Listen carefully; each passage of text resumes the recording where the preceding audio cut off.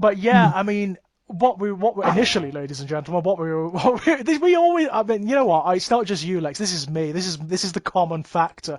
Whenever I sit down to do a podcast with anybody about anything, we start talking about something else, and then it just spirals out of control, and then it becomes a podcast about something else. But what we were, I mean, it's sort of a vague topic in a way, isn't it? Because what we've been looking at is like what's happening in the coming console generations in video games, like which way the market's turning, you know, what genres are sort of cropping up, and what looks like it's going to have a really strong showing in the next console season.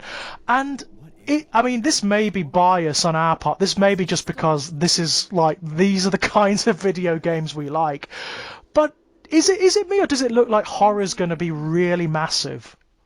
Seems to have been pushed. I don't remember the last time I saw so many kind of trailers and stuff for horror prior to the launch of a console. Right. It's like your launch titles are usually sports things, or big, a big shooty thing like Call of Duty or something like that. Absolutely. Something a bit more that has more mainstream appeal, because the whole thing with horror video gaming is it does it's very weird. Horror is the oddest genre in all mediums. I mean, if you look at it in literature and cinema, it does this weird thing where it waxes and wanes.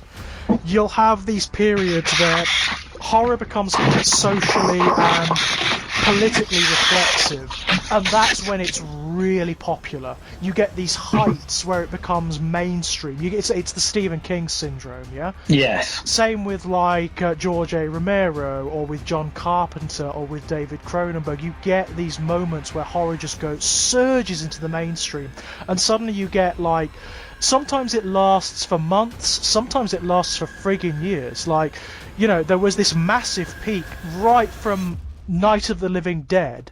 Arguably, right up to the mid-1990s, there was this massive peak of high invention for mainstream horror cinema.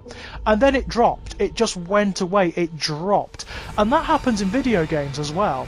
Like, you had a high point at the very beginning of the 32-bit era with Resident Evil, with Silent Hill, and then it dropped. Like, you know, like survival horror saturated everything, and people started to get used to it. They started to realise... It did become just like another... Oh, we'll have another Resident Evil title out, we'll have another Silent Hill title out, and and it just dropped off. It just became unpopular. And then what you started to get was like the indie scene picked it up, because horror was just starting to drop away from the mainstream, because it became unprofitable, basically. So a lot of the mainstream publishers just stopped making it, or they did the Capcom thing where they tried to skew their main franchise, i.e. Resident Evil, into a more action-oriented genre. Yes. Which didn't work. It just didn't work. I enjoy 5 and 6 as a game. Just like it's two-player cooperative, which I like. It's good graphics, it's fun to play, but it just doesn't feel like Resident Evil. It doesn't feel like Resi, does it? And it's definitely not scary. I mean, it's nowhere. It doesn't have atmosphere. You know what I mean? It just doesn't have that atmosphere that the previous Resi games did. Do you know what though? That's the problem with having such a strong brand, because if you just swap the character model so it wasn't like Chris Redfield or whatever, and called it something else, and it was just an action horror game set in Africa, and then the next one wherever that was set, you'd have thought, hey, this is good, this is fun. But because you've got expectations, because it's Resident Evil, that's what made it a bit crap. Yeah, absolutely. Because it just doesn't feel like... They don't feel like Resi games, do they? No. That's the big problem. They don't actually feel like Resident Evil games. And, I mean, technically that kind of started with 4 when they tried second half of 4. The second half of 4 led into that, I think 4 they get away with it, because it's just a damn good game. It's just a mechanically really solid, fun game to play. But it has enough of the games that it's coming out of. So like the original Resident Evil games, it has just enough of those horror elements, of the atmosphere to just get away with it. But for me it was Resi 6 when it started to lose it, because Resi 5 I didn't like either, but Resi 6, it's the fact that they deliberately tried to make it like Call of Duty. It's very much like a Gears of War type. Yeah. Over the shoulder shooter, yeah. For me, that's a mistake. I mean, what happens when you do that is you lose two demographics, yeah? The Call of Duty players aren't going to play it because they've got Call of Duty, and mechanically Call of Duty is better at it than Resi is. The Resident Evil players aren't going to like it because it's not Resident Evil. It's not horrific enough. It's not disturbing enough, you know? Another example of that, which is not a game thing, is the Justice League film. Yeah. You've got they tried to make it like a Marvel film. Yeah. Instead of just, so the people who were enjoying the dark, brutal version that Zack Snyder has created didn't like it. Right. And the people who like the actual Marvel films didn't like it. Of course. So who was it for? Who is this actually for? That's the problem, isn't it? That is the problem. It's when it happens in video game developing, it happens in cinema, it even happens in literature, where something becomes popular, something starts to get mainstream appeal and accrue a massive audience. You start to get these studios and developers and publishers and whatever saying, "Oh, I want a slice of that." Yeah, get a piece of that action. Yeah. As a result, they end up diluting their own product. Instead of concentrating on their strengths and appealing to their core audience, they alienate everyone. I mean, there was a period for me when I was sure the Resi series was done, you know. I was surprised. But I think that was the intention. When I first saw the trailer for 7, I didn't know it was Resident Evil until it said so at the end. Right. To be honest, I could have played the entire game. All they would need to do was take out a couple of the references to Umbrella in like the documentation that you find, and Chris turning up at the end. Which I still don't get why he did that. But if you take them bits out, it doesn't need to be a Resident Evil game. It could have been an entirely other franchise. And to be fair, I mean, this is something I wanted to talk about, actually. I was thinking about this earlier. At the moment, I think, with the way Capcom are now, at present, I think they're absolutely killing it.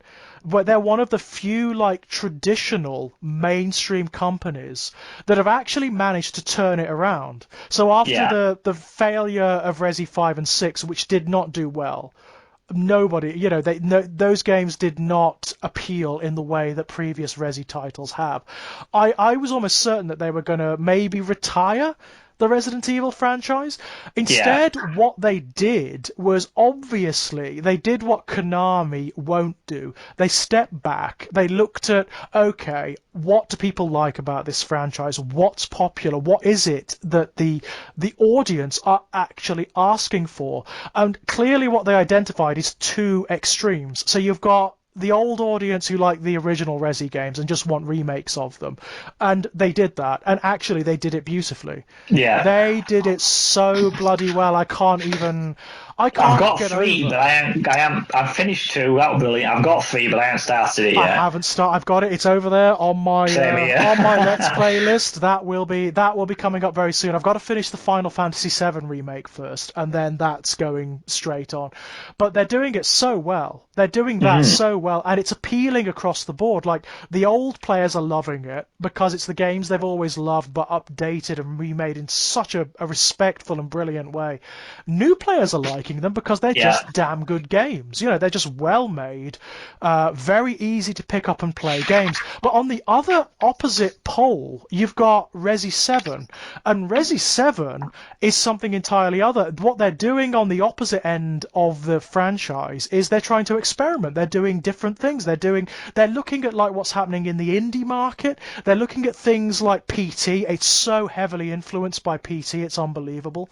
They clearly saw the vacuum left by Silent Hills after the Konami said that wasn't going to be produced, and said, we're having a bit of that. Yes. We're going to dive right in there and we're going to take it from you. And you know what? They did it pretty well, because Resi 7's a pretty damn good game. I like it. Yeah, it can't help itself going full Resident Evil later Towards the end. on. No, I mean, It one always of does that, the but yeah, only, I mean, I don't know whether I'd call it a flaw as such, because what I liked about Resi 7, I mean, the early sections, when it's just like psychological horror and you don't know what the hell is going on, and it's yeah. really well done. The atmosphere is unbelievable. It's so scary. Have you played it with the VR helmet? No, I don't have that. I've only just got a PS4, so I Oh, played it on Xbox One. I mean, the VR helmet was a bit of a flash in the pan. It isn't properly supported, and it's difficult to recommend because of the price tag. But Resi 7 on the VR helmet is one of the scariest, most atmospheric experiences I've ever had in my life. It's unlike anything. I can't quite explain it. What it does, it does something to your lizard brain, and Yeah, you lose that wall. You know that thing that's always saying, "Oh, there's a screen between me and this. It's not real. It's a video game. It's not real." That goes away. Even though that goes away, and you get genuinely frightened. that's clever. Yeah. I've never experienced anything like it. I've never in a video game before had that feeling of I genuinely don't want to open that door. I No, I think the genuinely. TV and the fact that you're holding a remote and stuff kind of gives you that barrier, doesn't it? Mm. Where Whereas you don't have that with the VR, I suppose. and also they've just designed the house. The house where most of the action takes place. It's so detailed and creepy. When you've got the VR helmet on, there's all this like texture everywhere. Like you can see the knots in the wood, you can see the dust in the air, and your brain is telling you this is real. Okay, It's yeah. so weird. I can't even explain it. It is the strangest experience. But what I found is what I love to do, because my friends Ray and John, they have the VR helmet, but they don't like playing the horror games. I've got to play them for them so they can watch. Yeah. So I played Resi 7 with them on the VR helmet, but what I found was I could only play it for very finite stints Does it because make you a bit sick or well, motion no, sickness? it Or wasn't. It's not the motion sick. I actually, I'm one of the few people who doesn't get that with the VR helmet. I'm all right with that. It tenses me up so badly playing Resi 7. I start to hurt. right? Yeah, of course. My Yeah, body yeah, that makes starts to sense. hurt. The first time I played it on the VR helmet, I took off the helmet after having a session on it, and I was like, I can't breathe. I actually Just feel holding yourself that tight and holding your breath and right. everything And else. all my joints hurt. I was like, I'm like properly tense. Like it feels like I've been running away from something, as though something has been like hunting me, or this must be like this must be as close as it gets to being inside a horror film. Yeah, of course. Yeah, yeah. I can't explain it. You have to sort of experience it for yourself. It's unbelievable. It's an unbelievable experience, and for someone who likes being scared, who likes media to scare them, it's a Yeah. unique thing. And I hope with the new console generations that they really start to manipulate that. That they actually start to. Can you imagine a Silent Hill? Yeah, Silent Hill will be good for that because it's Oh, got supernatural elements. So, like Resident Evil, I'm not going to call it grounded, but not really. it's sort of got the supernatural No, in it, it has it? doesn't. It's It all doesn't. I biological. mean, So, the way Resi 7 gets round that is you are infected with whatever's causing all of the shenanigans, basically, at one point. And it starts to affect your brain. yeah, So you start to see ghosts, quote unquote. You start to see like the reality manipulating around you. There's a point where, towards the end, where it just goes balls out surreal. yes. And it's brilliant. And on VR, it's like it makes you like fly back in your seat. It's incredible. But Do you think they'll do the? Is it number 8 going to be? From the trailer, I thought 8 looked a little bit more actiony, to be honest. 8 looks really interesting. Again, I mean, this is what I was talking about before. What it looks like they're doing with the tail end of the franchise is just experimenting wildly.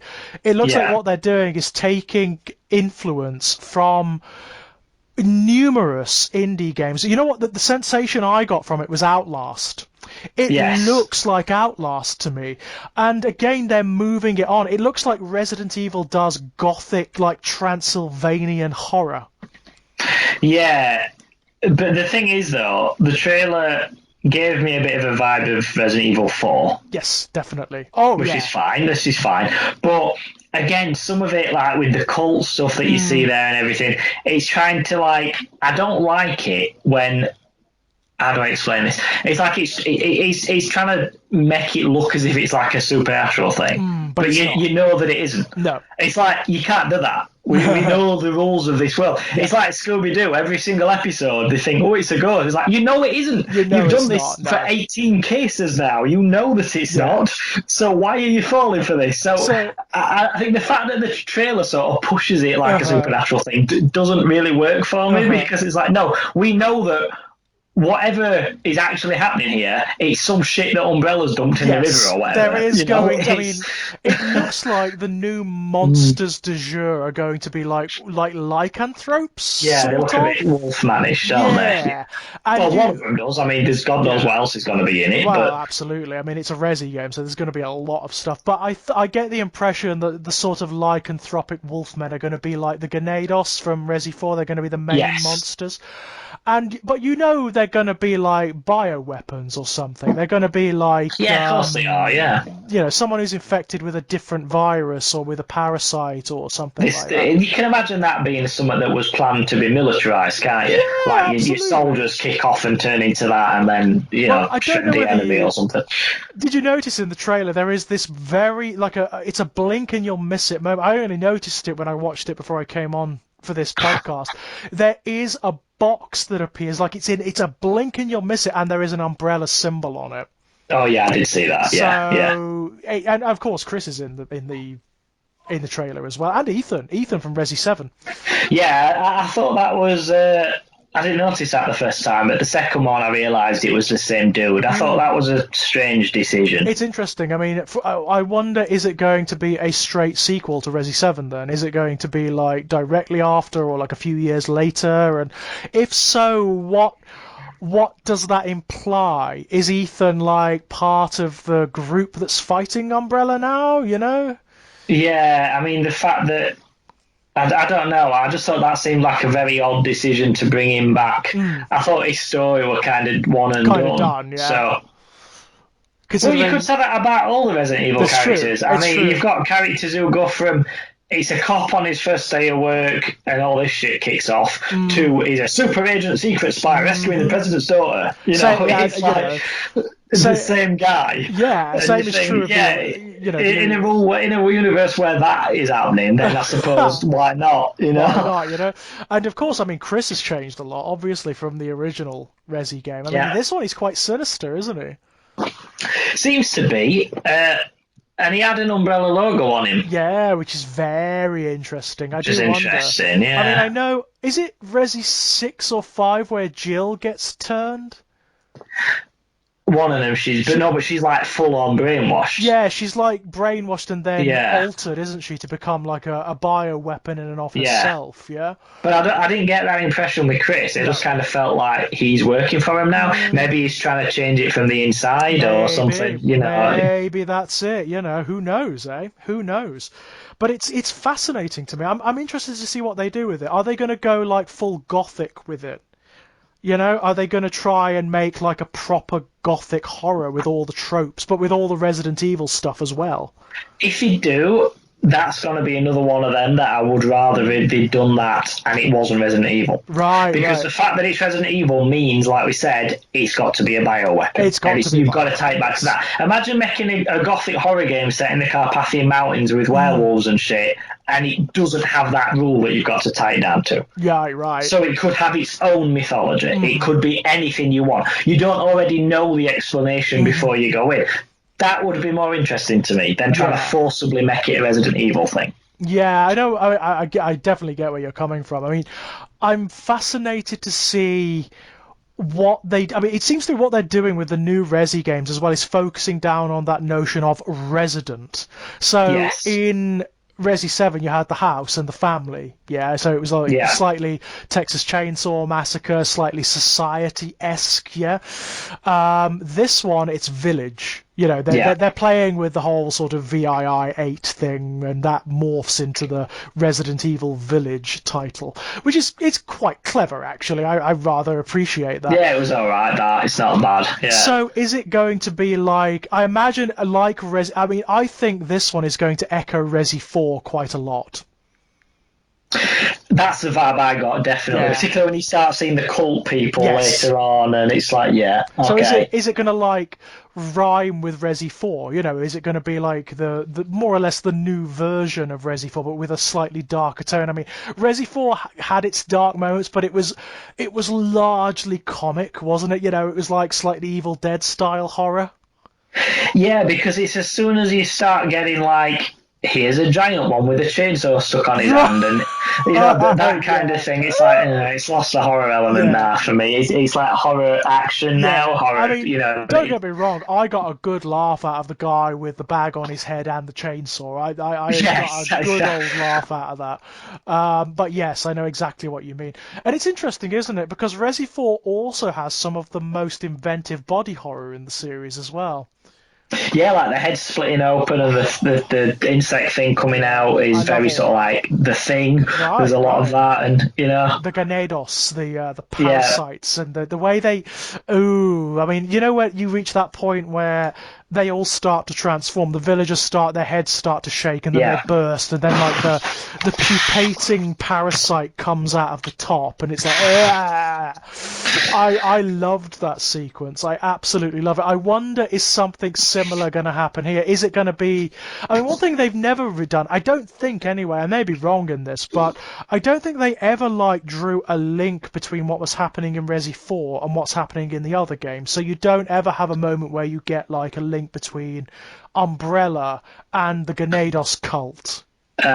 Apparently, you're doing the Resident Evil 3 remake. Oh, Apparently they've retroactively said that Nemesis is a combination of one of them and the T virus. is that right? Wow. Now that is interesting. I mean, that makes a lot of sense. So Yeah, if they're gonna go back and remake everything, but make it so it all ties together more cohesively, yeah, that apparently so. that That's what makes I've a lot of heard. sense. I mean, they did that with Resi 1, of course. You know, when they remade Resi Yes, 1, and they yes. introduced all the because of course the original Resident Evil has got nothing about like the Trevor family or the what's the family who actually it is the Trevor family, isn't it? The ones who Mm, actually made like the who cultivated the T virus and yeah. everything. It's got nothing about them, and you know about the sort of the aristocracy behind the Well, Umbrella this is the other Project. thing that I was about to say. Do you think, like, the technology being what it is, Umbrella didn't really start doing its full on bioweapon stuff until like the 90s. Right, But right,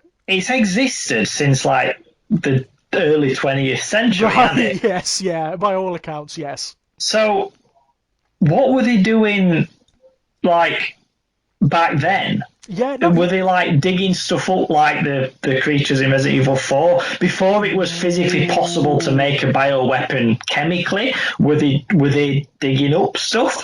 Because I'd quite like to see a game set in that era, Like a prequel, yeah? something set like in 1912 or something. Oh, that'd be so Like, cool. what if they did something during World War One, Or or or that kind of? what if it's even older? What if they were like an alchemical or a cult society like the Golden Dawn originally? Yeah. And they were doing things like cultivating corpses, like plague corpses to Well, wouldn't it be create. nice to have a game like the new one that you've seen, to Resident Evil 8, Mhm. but you're gonna have like a one-shot rifle and a pistol, as Right. opposed to like at some point you're gonna get a chain gun off an helicopter at some point, you know. Yes, yeah. As opposed to that, would it be quite good to have like your old timey Wow. setting for that? Ooh, interesting. Yeah, that I mean that would like introduce loads of new mechanics as well. Yeah, because I'm sure, I mean, it's got to be 20 years nearly since I played this, but Resident Right. Evil Zero, I'm sure it introduces the concept that that family started Umbrella for the purpose of human evolution and Yes, experimentation, like in that's the early 20th yeah, century, that's pretty because of, correct. wasn't it like the horror of World War One that made him think humanity needed to evolve to the next stage or some shit like that? It I was can't something. remember It was something. something like that. There's some kind of historical event that kind of makes them nihilistic about humanity. Yes, And they're trying to do they're doing the Mr. Sinister thing. You know, they're trying to yes. forcibly evolve humanity. Exactly. So what were they doing until the 90s? There must have been some shit that they did that's worthy of making a story Yeah. out of. That's that is a really that they could go nuts with that. They could. I Yeah, mean, there's potentially an entire series of games, isn't there? you could have what were they doing during Cold War? What were they doing? You know, The there's all the sorts of Black Death, Vietnam. There was a Vietnam Yeah. zombie game once. I can't remember what it was called. Did you ever play Oh, that? I don't think I did. No, I think it was called Shell Shock or something, no, and it don't was know that you one. were in Vietnam and you got separated from your party during a napalm strike, and you came across this temple where a bunch of I'm vaguely recalling this. This was on the original Xbox, not even the Xbox Right, 360, right. and you got separated from your party, and you found this temple, and it's like an ancient death god temple thing, which has Yeah. been destroyed by bombing raids, which Right. unleashes something. Now, it's one of them because it's kind of got what I call the Cloverfield effect, which is what I like about Cloverfield is that you never get explanation. Mhm. Because why would you? Yeah. You're just following some random character in the middle of this chaos. Why would they get all the answers? Why would Fair they point. find out what it is? So in this game, you're just some random soldier in the middle of the Vietnam jungle.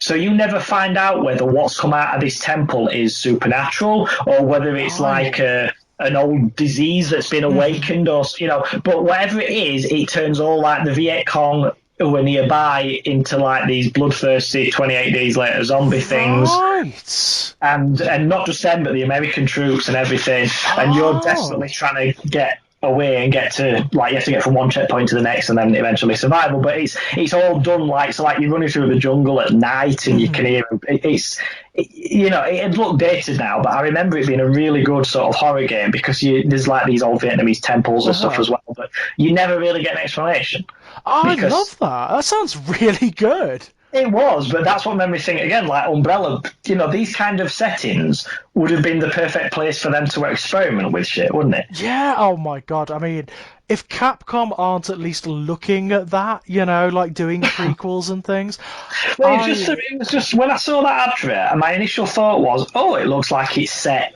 a long time ago. But then at the end, when I watched it and I realised mm, it's Ethan, I'm like, yeah, oh no, it's not. it's It's set set now. now. Yeah, it's set But that then now. got me thinking, why couldn't they do one set a long time ago? Right. Because we know Umbrella's been established that long. Yeah. So Why couldn't they? I mean, they could even do one in Victoriana, couldn't they? Like a yeah, slightly steampunk Resident Evil. That yeah, could they be could do something. amazing. They could tie it into so much mythology, like Jack the Ripper and all that nonsense, you know? It would be great fun. There's so much they could play with. Yeah, it's just that I also think there's something creepier about when it's not a man-made thing. Yeah. So, like, when it's something that we've dug this up archaeologically, Mm, we've defrosted it, and it has this like corruptive effect on the human body. It's like yeah. the idea that it's something that's already here. That somehow is scarier to me. Well, that makes it a mystery, doesn't it? If it's just like a cultivated virus, then it's something man-made, you know? But Yeah, if it's like, I mean, that's part of what makes the Ganados scary, isn't it? Because they are just dug up, aren't they? They're like fossilized initially. exactly. Yeah, yeah, And you don't know where they come from or why they're there, but you do know that they've been like interacting with humanity in that area for a long time. There are records of cults dedicated to the Ganados like way, way, way back, but for some reason they stopped, they died out, you know? Do they? At what point is it not you? That's what I always wonder with stuff like that. Mhm. Like you get one of these parasites put in you, Yeah, and you get the benefits that brings, which I assume is like cellular regeneration and yeah, that kind of thing. So you're a bit Wolverine-ish in that yes, sense. yeah. But at some point, it literally bursts out of your head. Yeah, because it is So at that point, you're not conscious anymore. right. So At what point does it stop being you and just become full on this thing? That is a question, isn't it? Because there are characters in Resident Evil 4 that are just like bursting with these parasites, but seem to have a lot of their own personality left. So, Yeah. like, the mayor character that you encounter, the big guy, bald guy with the Yes. beard, he's like got one of the bigger parasites inside of him, but he seems to still have a lot of his own personality and independence left. Even when, like, there's that great sequence where you blow him up, and he becomes like that centipede thing, like his torso Yes. separates from his abdomen and is like a centipede like spinal column that he's waving around on. Great imagery, great sequence. What about Salazar? Salazar is like wholly taken over by these parasites, consumed by them, but seems to retain a lot of his own personality. Do you think it's where they are in the body? Do you think it's that simple? As in, I like, don't if they've know. I mean, exploded your head out, then probably, yeah. maybe, or maybe it's like the type of parasite, because we know there are like gradations of them. So the Yes. queen one is possessing oh, who's the Sadler? Lord Sadler, the guy who's directing the cult, who's behind everything. He has the Queen Ganados inside of him, and boy, does it burst out dramatically at the end of the game. Yes. But he seems to be acting in concert with it, or Yeah. sometimes even feels like it's his will directing it. Yes.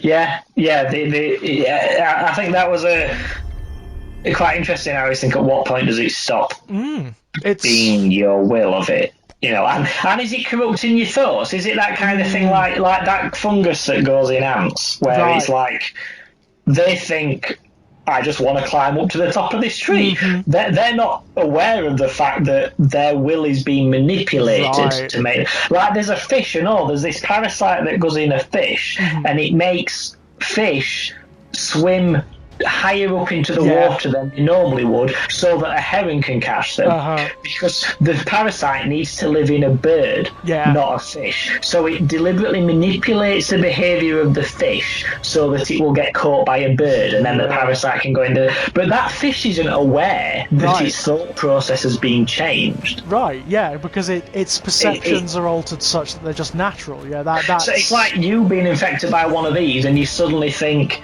well, of course I want to go and turn the heating way down. I love it cold. Right, Like you did yesterday, but Absolutely. now it's it's like there's like a subtle takeover of you, isn't there? There which is something peculiarly horrible about that, isn't there? it really is, with it being slow as well. Yeah, where you may come to the point where you realise, where there may be a turning point just where you know that it's affecting you, and then it's gone. Whatever was you is gone.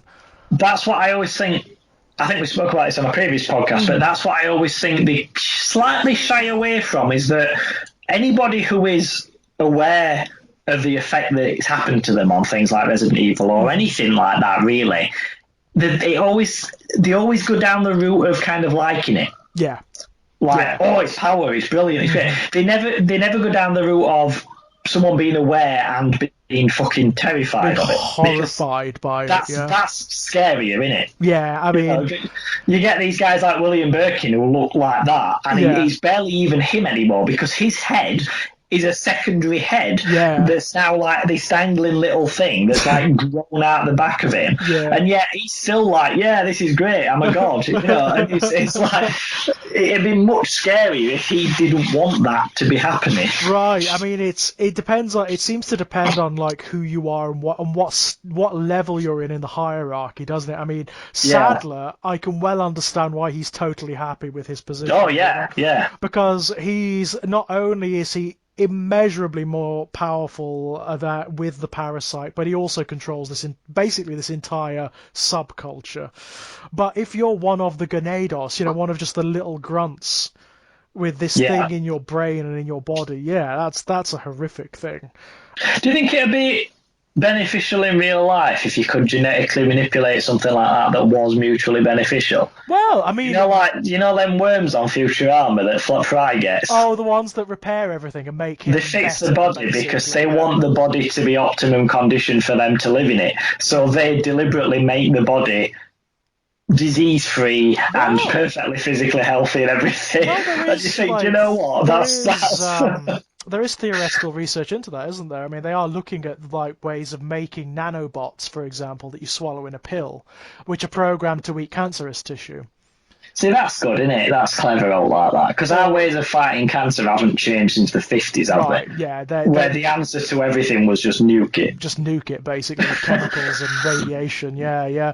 But I mean, that kind of theoretical research is there, isn't it? I mean, it's a potential, it's a possibility. I mean, it throws up all sorts of philosophical questions, which, funnily enough, video games have dealt with. They've actually explored in things like, the Deus Ex series. Yes, They yes, very they much, they yeah. look at this. They look at things like transhumanism. Essentially, it's transhumanism, isn't it? Where you synthetically make human beings better than they already are in some But then way. you have that other question of like, where do you draw the line with that? Exactly. At what point do you stop being a human Well, then? that's it. And also, I mean, there are the societal problems as well. I mean, what the questions that the Deus Ex series asks are things like, well, what if you get athletes who are able to afford augmentations to their musculature or to their bone Yeah. structure that make them better athletes? Should they be allowed to compete? Well, it's a what if they also ask things about like class structure. So, But that, I mean, we already have that. yeah. Because like athletes who have like artificial like lower leg, for instance, Hmm.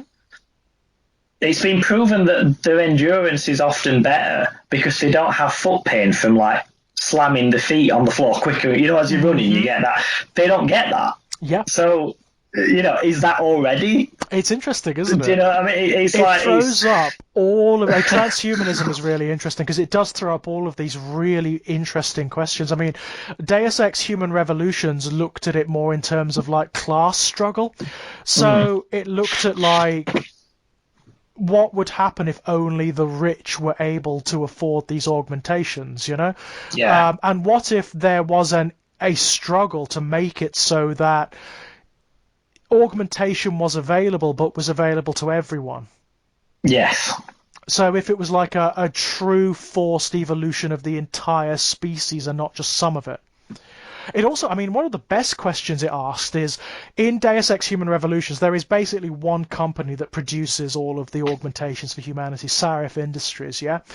And yeah, so it asks this question about, like, what happens when you have parts of people that are technically owned or licensed by fucking companies?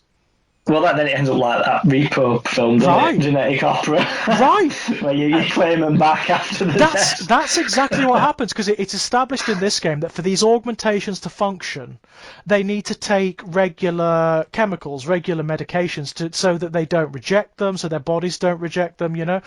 And what happens when people stop being able to afford these pills, these medications? Yeah, yeah. Well, It's the body's also going to expire before the right, augmentations do. right. Even without the medication problems, your human parts are only Hmm. built for so long, but steel and plastic and whatnot last a lot longer. Right. So I mean, with transhumanism, and we are hurtling towards it. I mean, if we're not stopped by things, catastrophes like climate change and whatnot, then it seems to me that some level of transhumanism is inevitable. We will come to the point where we can integrate technology into humanity, or maybe where we can genetically cultivate humanity so that the distinction between technology and humanity is meaningless, yeah? there was of all the things, right? There was did you ever listen to the podcast that Ricky Gervais used to do? I didn't With know. there's one where they're talking about stuff like this, Yeah. and Carl Pilkington asked a question, which is actually a really profound question, where they were talking about like, what if you could have like a chip in your head that's got access to the internet? Mm.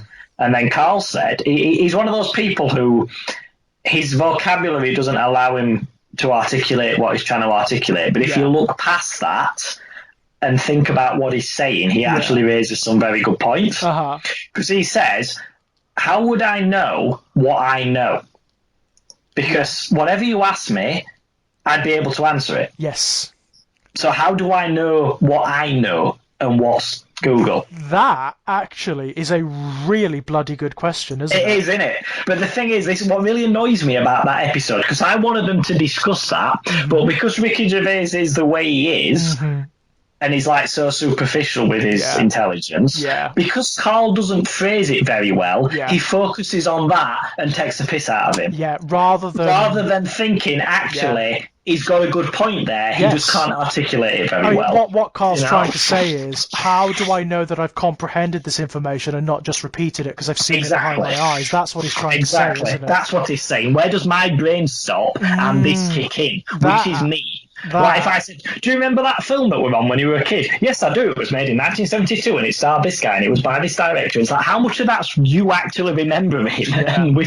That's what he's trying to say. And I always wanted them to discuss that because I thought it was really interesting. At that point, that is a really salient question. What is you and what is the machine? You know, it is a really salient question, because what if we do come to that point? What if we do come to the point where you can, I don't know, you can insert some kind of chip or extra hardware into the brain, or even just cultivate the brain itself to make it so that it can pick up Wi-Fi signals, or it can access the internet or whatever.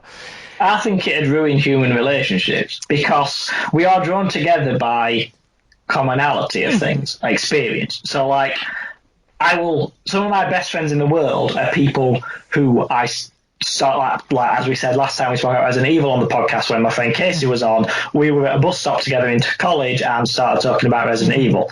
It was something we both had experience of. I've played that game as well, so you talk about it.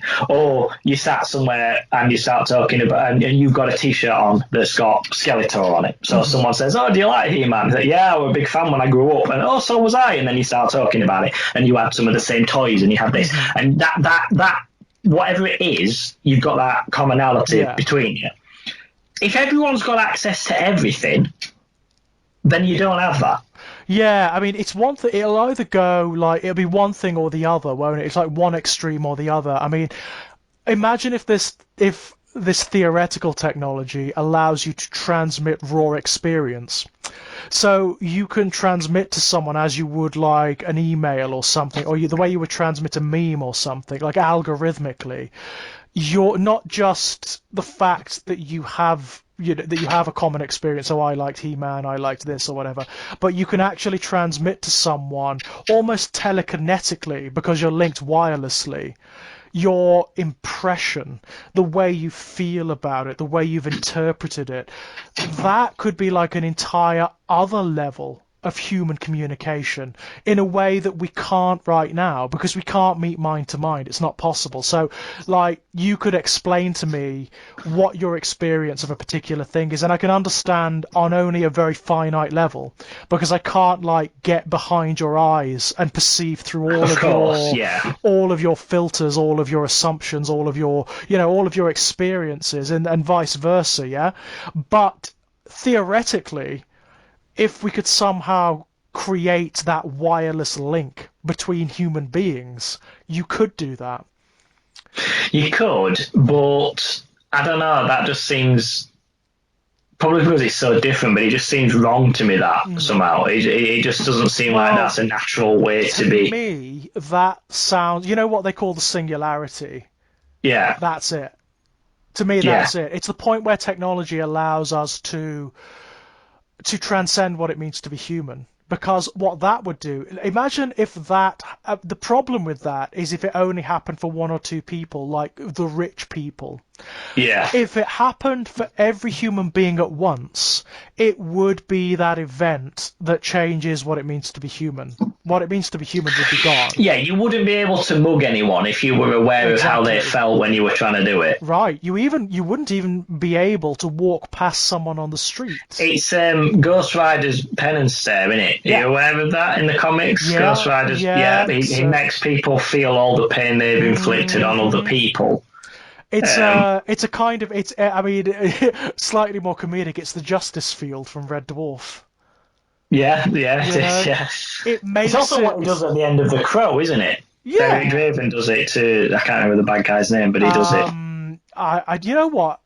The bad guy in The Crow, is barely named. He does have a name, but it's hardly I think ever it's one of them used. names that it comes up in the credits, but Yeah, no one says it in the I film. I don't think it's think one of them. it's. I think it may be mentioned once, but they only ever call him like the boss or Yeah, exactly. Yeah. Top Dollar. His name is Top Dollar. But again, is that his name or just what Or they just kind of what they call call him? him, yeah. But that's what he's called in the credits, Yeah. But no, he doesn't like. I don't think he's ever called that in the span of the film. No, I don't think he is. But yeah, so Eric does it to him, doesn't he? He makes him Yeah, feel the pain that he inflicted. I mean that Um, would be insane because that would be the creation of like a communal entity. We wouldn't be human anymore. We wouldn't even be like singular. We would be do you like not think a. that would create some like mass suicides though? Because I mean, It's possible. sometimes you have to do something hurtful, particularly, for instance, if you're a parent, Hmm. right? There are going to be times when you massively upset your offspring, Hmm. but it's for their own good. Yeah. They like so desperately want that toy. There's nothing they want more in the world right now. Their concept of reality in the world, nothing is more important than getting that toy.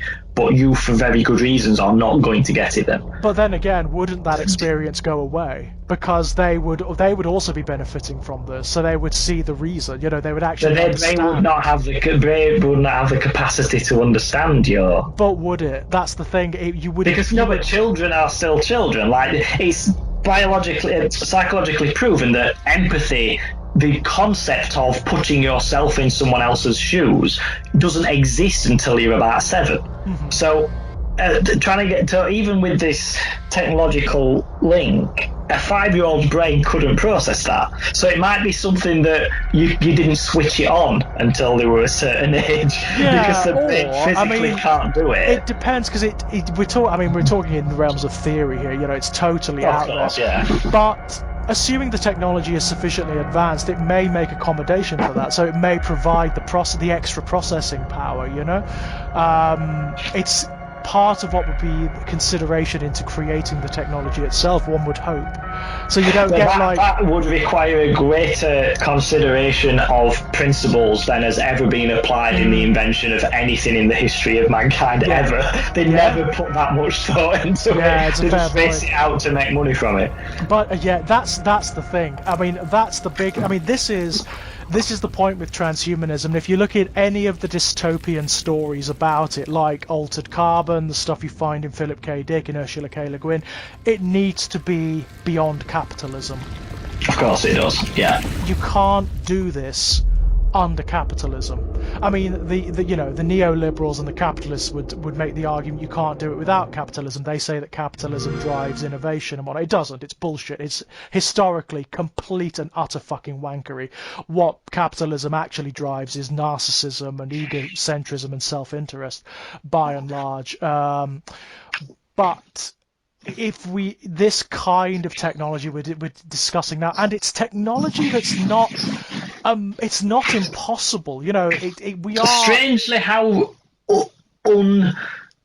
fantastical it seems. That's not even a word, but you know what I mean. It's, like if we'd have been discussing this in the 80s, it's fantastical nonsense. Whereas now, it kind of it's not that far off. We're like verging on the edge, aren't we? You know what I mean? Yeah. I think it's.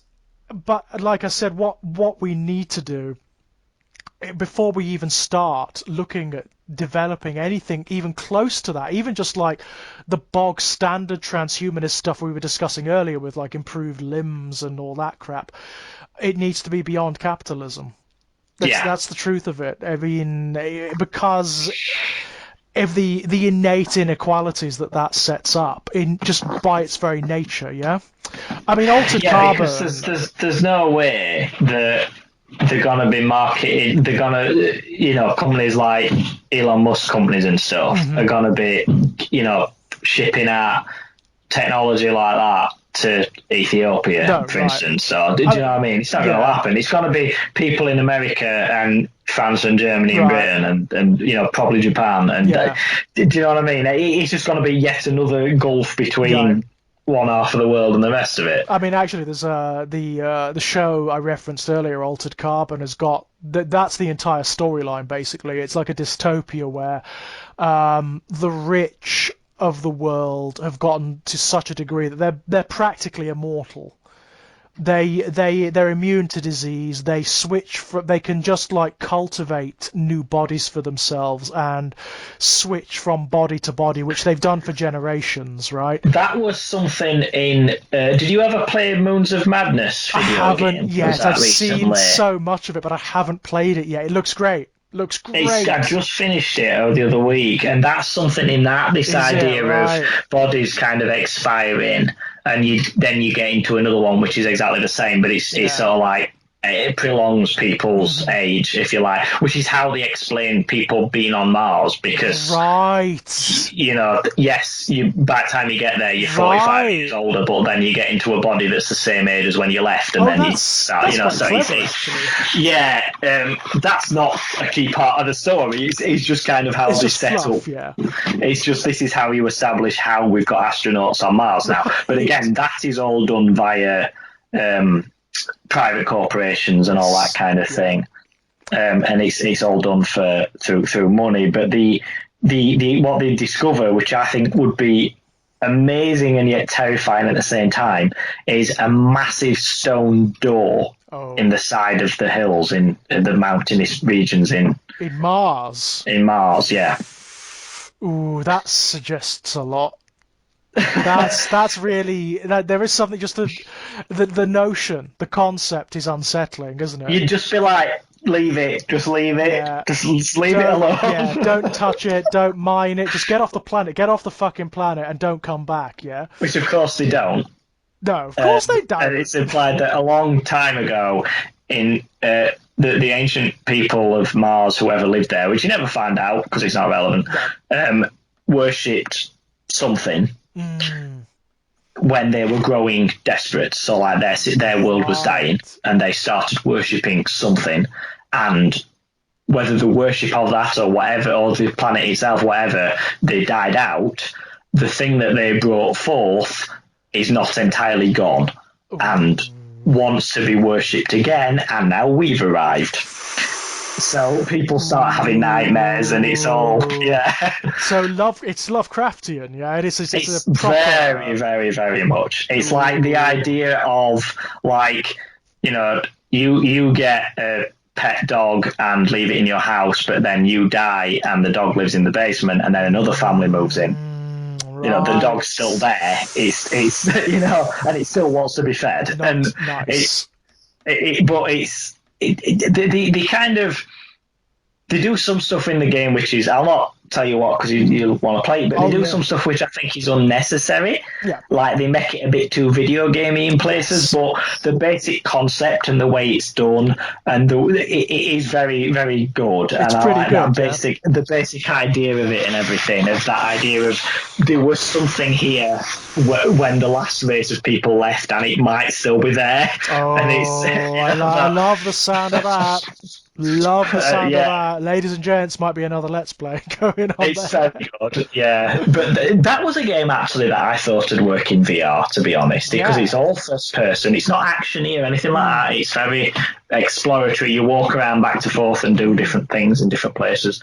But the that concept though of just when you just get an idea that you think, I like that idea, just that idea of there's this door that they just find. I just think that will be. It's horrible, isn't it? It's great. Mind blowing, isn't it? Yeah. Just that. It's like if they found, like a monolith or something, just out in the middle of the Martian deserts, just something that had to have been carved. It couldn't possibly have. But yeah. They did. There's a series that Charlie and I have been watching, which is not amazing, but it's all right, on Netflix, about this small town. It's I want to say Austrian, but I might be wrong. It's dubbed anyway. It's like a supernatural drama series, and it's a town. It's not The Dark, is it? No. It's called Curzon or something like that. Oh, I've seen it knocking about. It's been recommended on Netflix to me. Yeah, and there's this. Again, the idea I like. There's like part of the village was submerged long ago, so it's one of them where there's like a flooded village beneath the dam. The top of the church tower still sticks out, so in the middle of the lake you can see the top of this church, which is all sunken. That's kind of cool. And occasionally in this village, you can hear the bells ringing from the tower. Yeah. And when that's part of the story, which stuff happens when you do. But just that idea, Yeah. I think that is really chilling. It's a just good, imagining like, that. it's a hook, isn't it? You know, it's a horror hook, isn't it? It's It really very is. clever. Yeah. It's And very whatever you clever. do with that idea is never going to be as good as the hook itself. Right, yeah, it's absolutely true. I mean, that's the problem, isn't it? It's paying it off when you've got Yeah. it set up. I find that, I mean, it's so weird because I learned that in horror really early. One of the first horror books I ever read in my life was Phantoms by Dean Koontz. I And really like the film of that. I will defend that film. the one with who plays Timothy Flight? It's that English actor, isn't it? Very raconteurish, very theatrical. I can't remember his name now. But yeah, I read that when I was on holiday with my parents because my mum brought it with her. And she was telling me about it as she was reading it. And I was like, oh, God, that sounds so good. You know, the notion of like the little town, the little mountain town, and everybody disappears. Things, The ancient enemy. Yeah, you know, when they find the writing on the mirror that says Timothy Flight, the ancient enemy. I was like, oh, what a mystery. That is so cool. And then you find out, like, you know, I don't want to be too horrible about it, but Dean Koontz always bloody does this. He just drops the ball with it. It's a big monster what done it. Right, it's a big blob that lives underground, isn't it? Yeah, it's a big monster. And it's like, oh, that's so fucking boring. Compared to, like, I know what you mean. Do you know what I mean? Like, the mystery is great. When you don't know what it is, and it's just weird and strange, you know, the little team set up in the town trying to find out what it is. Brilliant. Absolutely brilliant setup. And then it links it to Roanoke and to the Mary Celeste, you know, the Ninth Legion as well. Right, yeah. That is brilliant. And then you find out, oh, it's a big monster what's done it. And it's like, oh, piss off. Piss off. Have you, just reminded me actually, talking about Lovecraftian influences on things, have you read any of the most recent run of the Incredible Hulk books? I haven't, no. I might have to post them you if you're interested. Oh, yeah, definitely. Oh, is there like a Lovecraftian thing going on in them? Well, it's this idea called the Green Door, which Banner starts seeing in his mind, like literally like a big stone monolith with green light shining through it. Okay. And it's suggested that there is this ancient entity. It does have a name, but I can't remember. It's some Lovecraftian thing, which has wanted to be born physically for a long, long time, but has not been able to do so until we unlocked the power of the atom. Okay. And then during an accident, one man became infused with the power of the atom, and this creature has now unlocked a door in his mind and is trying to sort of grow into him. And it's characterized by... Because, you know, the Hulk has different versions of the Hulk. Yeah, so there's Grey Hulk, there's Red Hulk, there's all the others. It suddenly gets this new one, which is, like, insanely violent and evil, and to a level that even what you call the Savage Hulk, like the Worldbreaker one, even that one is scared of it, because they don't know where he's come from. Because all the others come from Banner's experience and his childhood, and this one does not. So it's alien, you know, it's like, like extra-dimensional almost. And it's like suggested that something is trying to be born into him, but it's something that's existed forever and has been waiting for something that it could be born into. And it's all to do with this concept called the Green Door, and that gamma energy might actually kind of unlock a door, you know, that's locked. That's actually, you know what, like, thematically that's really bloody clever, because that ties right back into what the Hulk was originally born from, which is obviously like atomic panic, you know, the fear of the atomic bomb. Really clever. That sounds great. Yeah, it's great. I mean, it does veer into comic book stuff, of course it does, but it's really good. But yeah, I'm sure I've got your address still, so I will post you the book series. Brilliant. It's still ongoing, so it's not finished, but I'll send you the one we've had so far, because they do some really like Cronenberg body horror stuff with it as well. It's always welcome. Yeah, Always I welcome. thought you'd like that, but yeah, Yeah. like the transformation looks rather hideous now, Oh, rather than just straight up getting yeah. bigger, you know. I've got to But say, I yeah, mean, I starve a bit for my body horror because you get a lot of it in video games. There's a lot of it in video games, but you don't often get it in like cinema or even in fiction, in like written fiction. It's kind of rare. I think I don't know why not, because it was quite a big thing in the It 80s, was and then it huge, wasn't seemed to have died off, didn't it? And I don't know. My inclination is to suggest that CGI put it to it? death because it was very much something that you could do when you're physically chucking buckets of blood Yeah, about. right. But once you went down the CGI route, it I don't know, maybe it doesn't hold as much interest. And I suppose I'm not there's sure. also like the cultural thing as well, because like a lot of the body horror from the 80s is reflexive of stuff like the AIDS epidemic, of like knowledge of Yeah. cancer, which was becoming really prevalent back then. Like the media, everything gave you cancer back then. Um, like Cronenberg's The Fly. That's such a cancer film, isn't it? It's such a cancer Yeah, film. it really is. Your body, your nails falling out, and Mm. your hair, and yeah, It's it's chemotherapy, isn't it? Yeah, And I mean yeah, it is like still one of the most horrific body horror films yeah, it is. imaginable. It's just appalling. It is literally just watching this guy fall apart on screen, and it's horrific. It's absolutely horrific, but brilliant. I mean, easily one of Jeff Goldblum's best roles. Easily.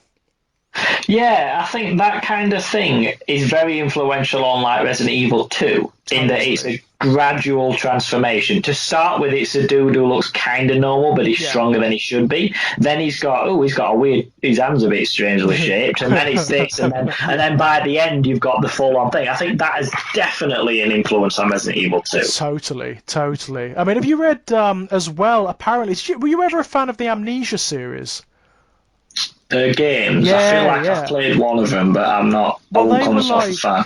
they were an indie series made really good. And when I say really good, they basically resurrected horror as a genre in video games shortly after the descent of survival horror. You know, when like survival horror started to become de rigueur and everybody knew what survival horror meant and everyone was bored of Resident Evil and Silent Hill and whatnot. Sure. Amnesia came along and gave us this completely different thing where it's Lovecraftian, it's gothic, and it's entirely psychological. There's no combat. You can't even look at the monsters or at the phenomena without going mad. Yeah? Okay, yeah. The two games do that, don't they? Yeah, and Amnesia, it wasn't the first, but it was like one of the earliest to do it. Like Eternal Darkness was from around the same Yeah. era, so similar thing. But there were two Amnesia games. There was Amnesia: The Dark Descent, and then there was another one called Amnesia: A Machine for Pigs, and they are both absolutely stunning. I've let's played them on the channel, by the way. They're both up there. But apparently, people have been clamoring for a proper sequel to Amnesia for years, and I mean, like we're into decades at this point. Apparently, one of the next console generation, we're getting one. Do you think they'll do one for Alan Wake? Oh well, I wish they would, because I know from, I mean, I really liked Alan Wake for what it Same was, here, but yeah, yeah. when you read of what they wanted to do and what they almost managed to do, that game it could have been that game that changed everything, that changed the way people made video games. It could have been incredible. What I sincerely hope is that if they do another Alan Wake, that they get to do what they wanted to do. So it's more like an open world thing where the town exists and it has a day and a night cycle. And of course, when the night cycle comes around and the shadows are thick, that's when you're in danger, yeah? Of course, yeah, yeah. That's what they wanted to do. It was supposed to have a proper day and night cycle back in the Xbox 360 days. That was really ambitious. Yeah, it was, yeah. And Really ambitious. that was a very sort of Lovecraftian entity, wasn't it? Totally. You never The found out what it darkness. was. Never found No, out what just it was. something that needed creative people to talk Yeah. about it. So then people heard about it, and then it kind of got stronger through that. Right. It was almost That's divine, wasn't it? It was almost like a god, It had Yeah. that feeling about it. Very. I always would think that there's a kind of, it's a bit controversial, but I always think there's a slightly parasitic nature to the Old Testament God in that way, because our commandments are about don't forget me, you don't talk about anyone else, make sure you talk about me. And it's like that always made me think of Alan Wake always made me think of that, in like how desperate it was to be worshipped. Yeah, it's almost like it's like it needs us to. Yeah, it's something that, funnily enough, Terry Pratchett picks up on in his Discworld books. You know, the gods of the Discworld, they only exist and they only have power insofar as people believe they exist and have power. Have you read the Lucifer books? No. There's a TV series now, but it's got fuck all to do with them. So I know the guy who's in it's a bit sexy, but that aside, that's a totally different thing. Like, you know, I'd watch it just for that. You know. But yeah, it's not the original books. They come from the spin-off from the Sandman books that Neil Gaiman wrote. Okay. Because in that we have the idea of Lucifer retiring from hell. Yeah. Because he's had enough of it. Mm-hmm. So he literally gives the key to the gates of hell to Morpheus and leaves. The Lucifer book, have you read Sandman? So you've read that? I've read Sandman, yeah. I love it. Love it to bits. So you don't really see what happens to Lucifer after he leaves, do you? Where the Lucifer books pick up on that, and this is where he runs this piano bar and all of that. Yeah. In the first volume of that, he fights this creature, the name of which escapes me because it's a while since I've read it, but it's basically, it looks almost like, did you ever see, it's a terrible film, but did you ever see the modern House on Haunted Hill? I did, yeah. It's all. Do you remember the creature on that, though? The shadowy thing with all the faces and the hands and stuff in it? I do. It's almost like that, but it's made up of forgotten gods. Oh, okay. So, gods that used to be worshipped and now aren't. They cannot, as per the rules of the universe, nothing is ever fully destroyed. It just changes form. So they kind of fade away and become part of this greater mass of this like black, shadowy, lost smoke monster looking thing with faces and hands, and it's like an amalgamated of all like the forgotten gods, you see. Ooh, I like that. And Lucifer is God himself asked Lucifer to deal with it because he's like, no one else is powerful enough to do it, so I want you to. Because he started reappearing in people's nightmares because we've kind of collectively decided to be remembered, you see. So I like that. That's a really cool concept. Yeah, it's great. It's a really good idea. Alan Wake always put me in mind of that. But it is a similar thing, isn't it? Because that creature, whatever the hell it is beneath the lake, it needs inspiration, doesn't it, to feed off of and survive. I always like the idea that there is physically a thing beneath the lake. Yeah, right. Like there might actually be some massive, I know it's a bit Dean Koontz again, but the idea that there might actually be some physical thing buried beneath that lake that's titanic in size. That's one of the great... You want to see the shadowy stuff. Right, I mean, that's one of the great disappointments of the game, isn't it? And again, it's something they wanted to do with the original game. They were going to give you something. To give you some idea of what this thing is, but in the end of the game, all you see is like when you have the final encounter in the game, it's like a whirlwind, isn't it? It's just like a big black tornado, isn't it? But even that's not its true form. No, that's just like a projection, isn't it?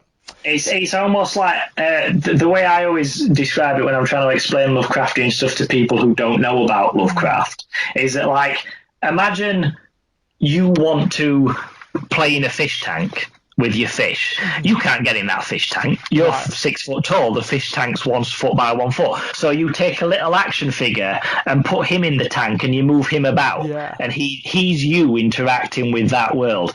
That's how most Lovecraftian entities operate, because they physically are too big to get into our world. And it's like that. So that shadowy darkness stuff is almost like it stuck its little finger into the world. Whatever it actually is, we don't see it. And I just can't see, no. Something like, again, you know those ideas which stick with you, like we were talking before with the Dormouse. There was something that was mentioned on Buffy which I really liked, and then it kind of gets ruined later on. But on the 3rd season of Buffy, where the mayor of the town is going to transform into an elder demon. Do you remember that season? Oh, it's been such a long time since I watched it. He's an immortal, evil person, and he set up the town of Sunnydale deliberately on this place where the walls are thin between the houses, right. so that settlers would get eaten by demons. It was like, Okay. I'll bring them here for you, and in return, he's going to be made into a god Oh, okay. 200 years later. So on the Decent deal. centennial of the town, he is given his reward. And they figure out through the Buffy gang figure out through various things what he's going to turn into is like an actual elder demon, the type that does not walk on the world anymore. Right. So it's not some like half-breed thing, it's a full-on elder, you know. And when they're looking, they discover the type that he's going to become. That one of the characters, Wesley, is discussing the demonologist who discovered the remains of the last type of this demon to walk the earth. And all he says was he was studying an inside volcano, and he thought he discovered a new type of dinosaur that was larger than anything else that had ever been uncovered. Just that idea, I thought, that's fucking brilliant. How big is this thing? Like, and I would have liked something like that on Alan Wake, some sort of reference that, there's some unusual seismic activity beneath the lake, or we found a bone that doesn't belong to anything that could possibly be, just something.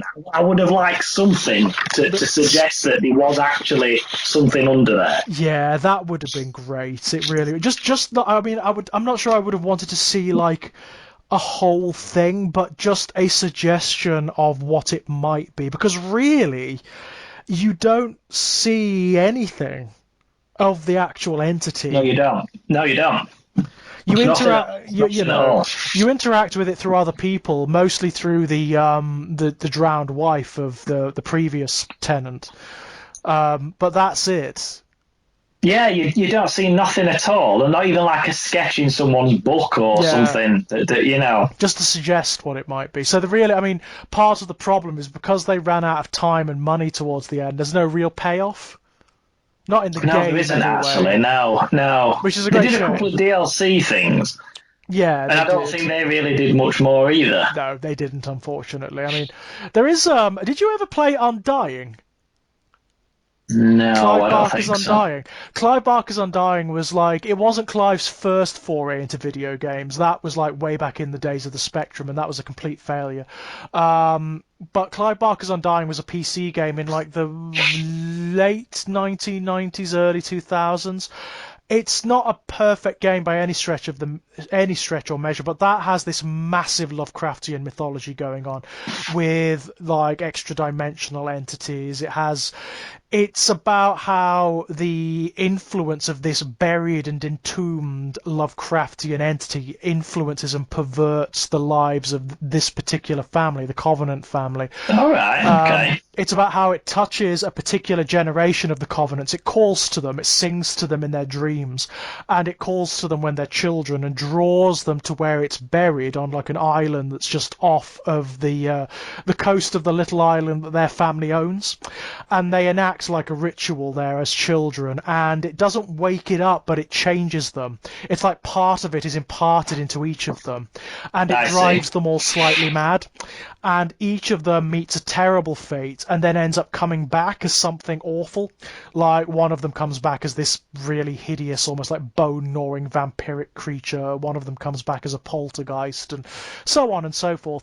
But all the way through the game, you get suggestions. You play this guy called Patrick Galloway, who's like a paranormal investigator.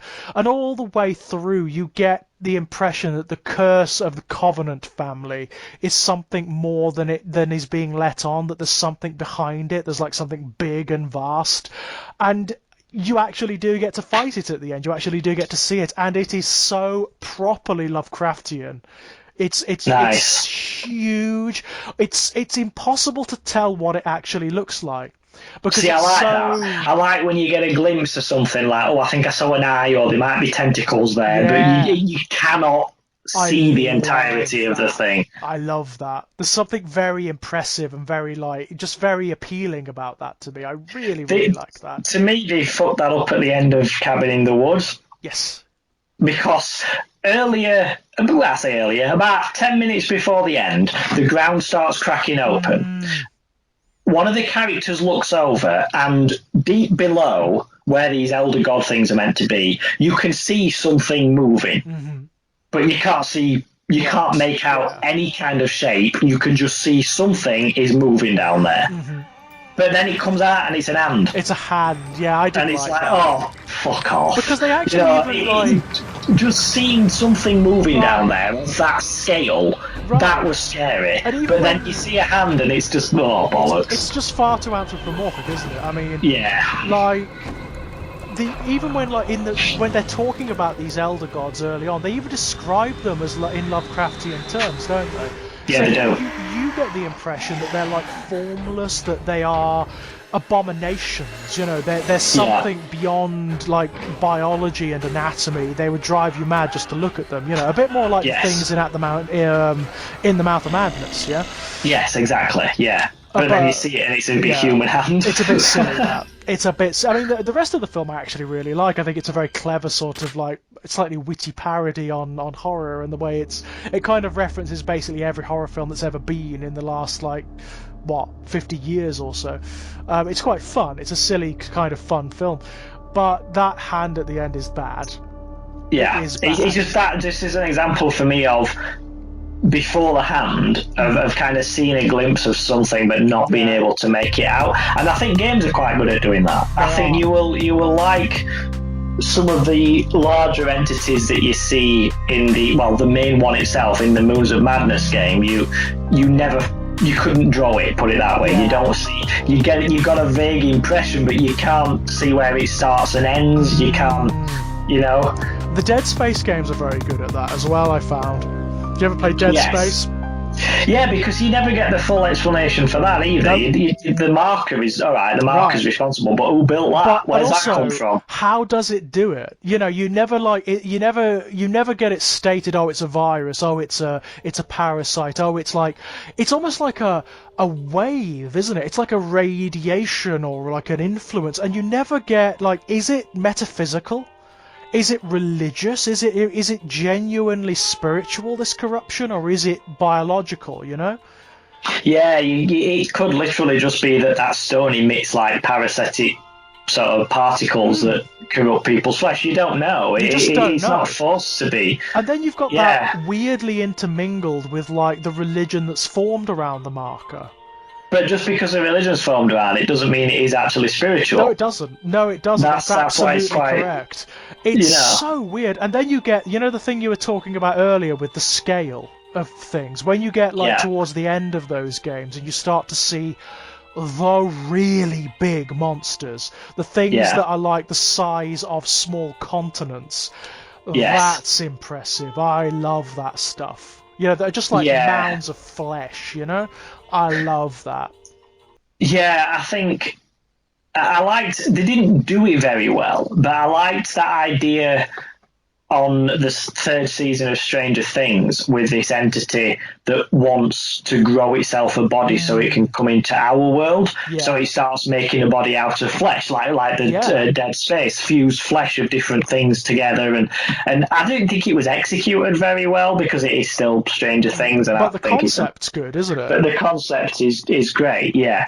It's like I've got this thing about like anatomy and architecture and machines all sort of fusing together or becoming one principle. I love mythologies and like dark fantasy and horror that does that.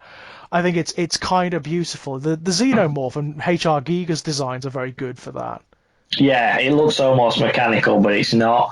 And something you'd like then is in the video game I just played, Zombie Army 4, which is a very arcadey game. Yeah. And it's not, you can't talk about it in the same breath as some of the other games you were speaking about. The story is, as Hitler is about to kill himself, his suicide basically activates something that the Fool Society has set up, which is like basically, okay, I've lost, but fuck you, which like it opens the doors to hell, so you get a mass army of zombies come through and decimate Europe, basically. But because it's supernatural, you get it's not a disease, put it Yeah. that way. It's so you get other things corrupted, and one of which is you get these zombie tanks. So Okay. it's like a big rusted Panzer tank, but the back of it opens up, and inside it's got like organs and a rib cage, I love it. and like zombies grow out of inside of it and come That's out, brilliant. and then you get like zombie fighter planes which have like got like growths and like veins all over the wings and stuff. And Yes, I like that. I thought, yeah, that's the kind of thing you'd like. The This- designs are great. I It's don't yeah, know. There's just something about that concept I find really engaging. Cronenberg does a bit of it in a couple of his films, where yeah. you get like something that's synthetic fused into the same system as something biological. But not in a comfortable, tidy way like No. RoboCop. It's more like a disgusting corruption of yeah. It's like it's been fused in by some accident or something, It's Yeah, it's someone who doesn't really know what it's like a mad god's invention yes, rather than yeah. a perfectly beautiful design like RoboCop or something. Yeah, Absolutely, it's slightly more chaotic and unnatural. Yeah, I like that. I like that a lot. I think that's very appealing in a very perverse way. As I said, yeah, Giger does that a lot in his art. There's that video game that I was telling you about earlier that I sent you the video for, Scorn. yeah. I like the look of that. It looks gorgeous, but I just can't figure out what you do. Right, What do you just wander about? Because that's the thing. that is a new type of game. Right. I mean, did you play the most recent Assassin's Creed game, the one set in ancient Greece? No, I didn't. Did you know they released a version of that game where it is pure exploration? Oh, so just like a walking simulator where you could. Yes. Right. Because they simulated the islands and kingdoms and cities of ancient Greece to such a historically accurate version Wow. that history professors, I'm talking about stuffy old Oxford guys in the 60s, were playing that game just so they could see these places in 3D. That is So because insane. of that, they released another version where you wouldn't have to do missions, you wouldn't have to do combat. You could literally just sail about, walk around, talk to people, look at things, and do that. That is brilliant. Because the degree of accuracy to which they recreated it. I mean, I do know they go to town with their historical detail because they actually they actually recreate the cities from every bit of information that's available, don't they? So They do, get, and basically what these professors were saying was that this is the closest you are ever going to get at the moment to physically be able to time travel and visit ancient Greece as it was. So that's why they made this version, which is purely wandering about. But what I was saying is, in relation to the H.R. Geiger game you're talking about, is that could be a new type of game now, where all you do is walk around and look at these. They've been. I mean, the notion of the walking simulator is quite popular. You've got games like Dear Esther, like Firewatch and whatnot. They tend to be indie games where you don't really do a great deal, but everything is like, it's like an environmental story, where you wander around and you interact with one or two things, but there's no it's not like what people would consider to be a video game as such, where you fight something or whatever. And if that's what Scorn is, that's fine by me, because it does look like the kind of game that's going to sell itself on its environment more than very much. As soon as you got a gun in your hand and you're shooting stuff, it's going to lose something, isn't it? Yeah, I mean, I sincerely hope, because the visuals are insanely beautiful. I mean, it's so gorgeous, and the environment and the potential of that environment, where it's biomechanical and there's something very dystopian about it, doesn't it? It looks like an environment where something has gone dramatically wrong.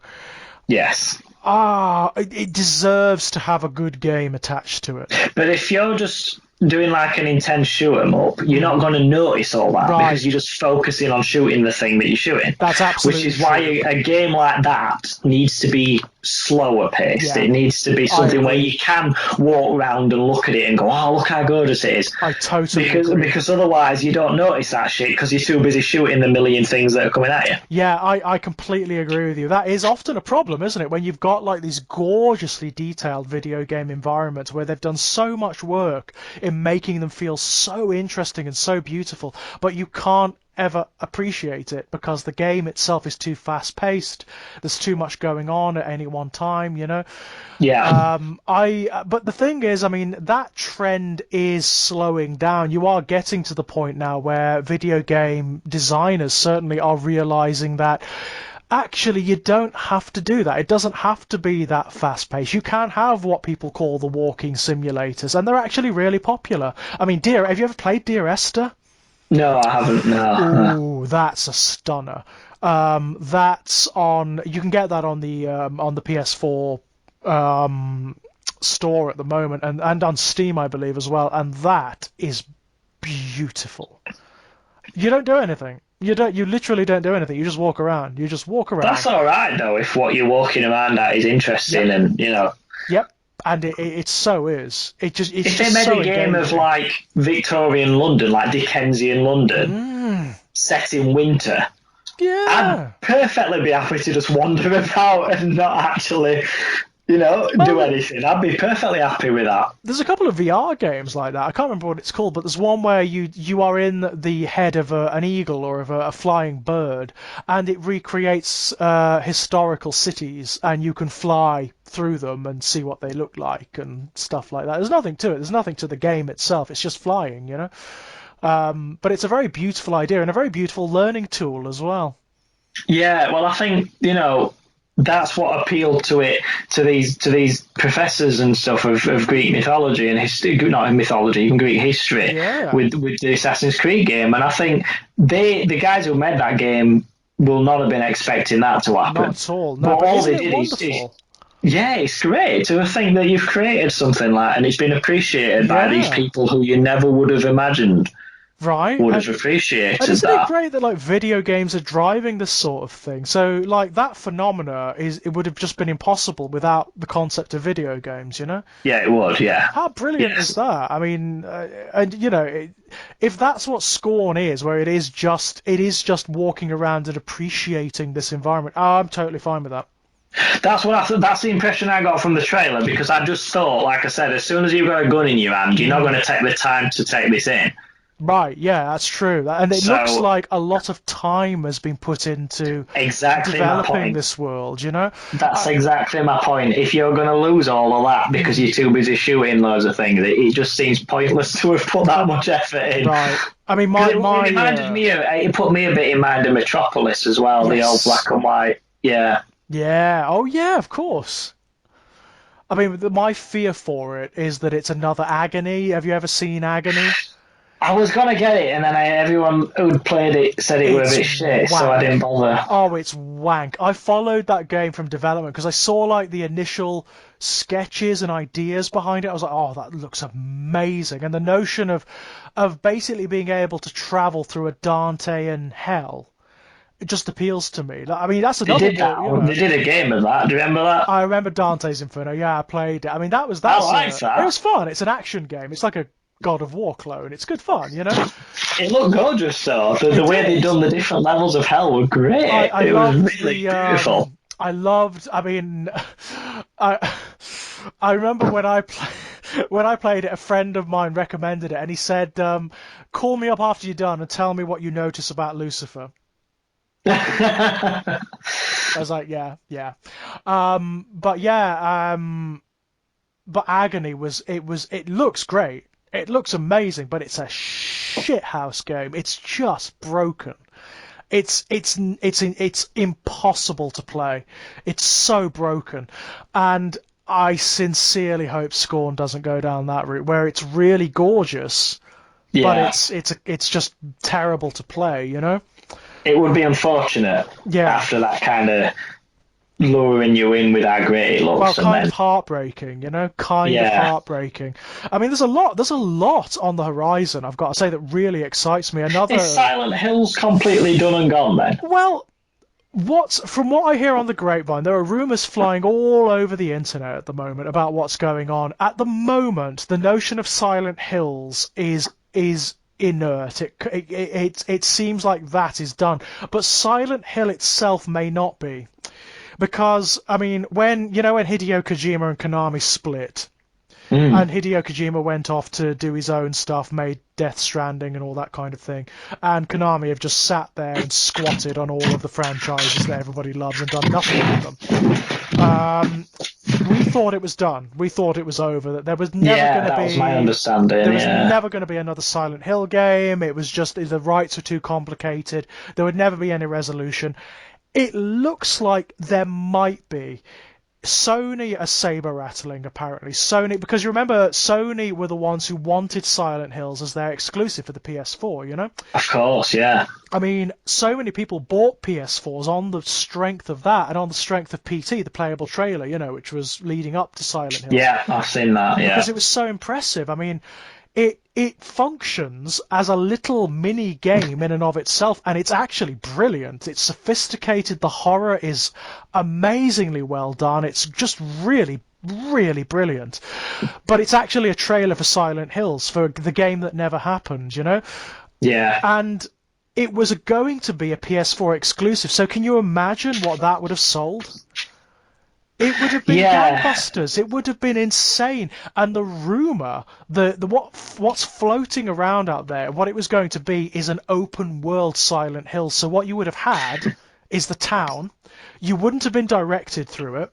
You could have gone anywhere in the town, wherever you wanted, and every house, every building in the town was going to have its own secret, its own story. And you enter the buildings and you have to like experience whatever was going on in there, whatever like little domestic hell had been created, whatever psychological scape and demons and monsters have been created in there. I mean, it's an amazing concept. It's an amazing idea. You never think about the people who just live in Silent Hill, so that would have been really interesting. It would have been great, but obviously Hideo, you know, Konami, as the saying goes, Konami is Konami and Konami are shit, and they just couldn't. They and Hideo Kojima, who is the author behind Silent Hill, split company, and the rights to Silent Hills have been ripped apart.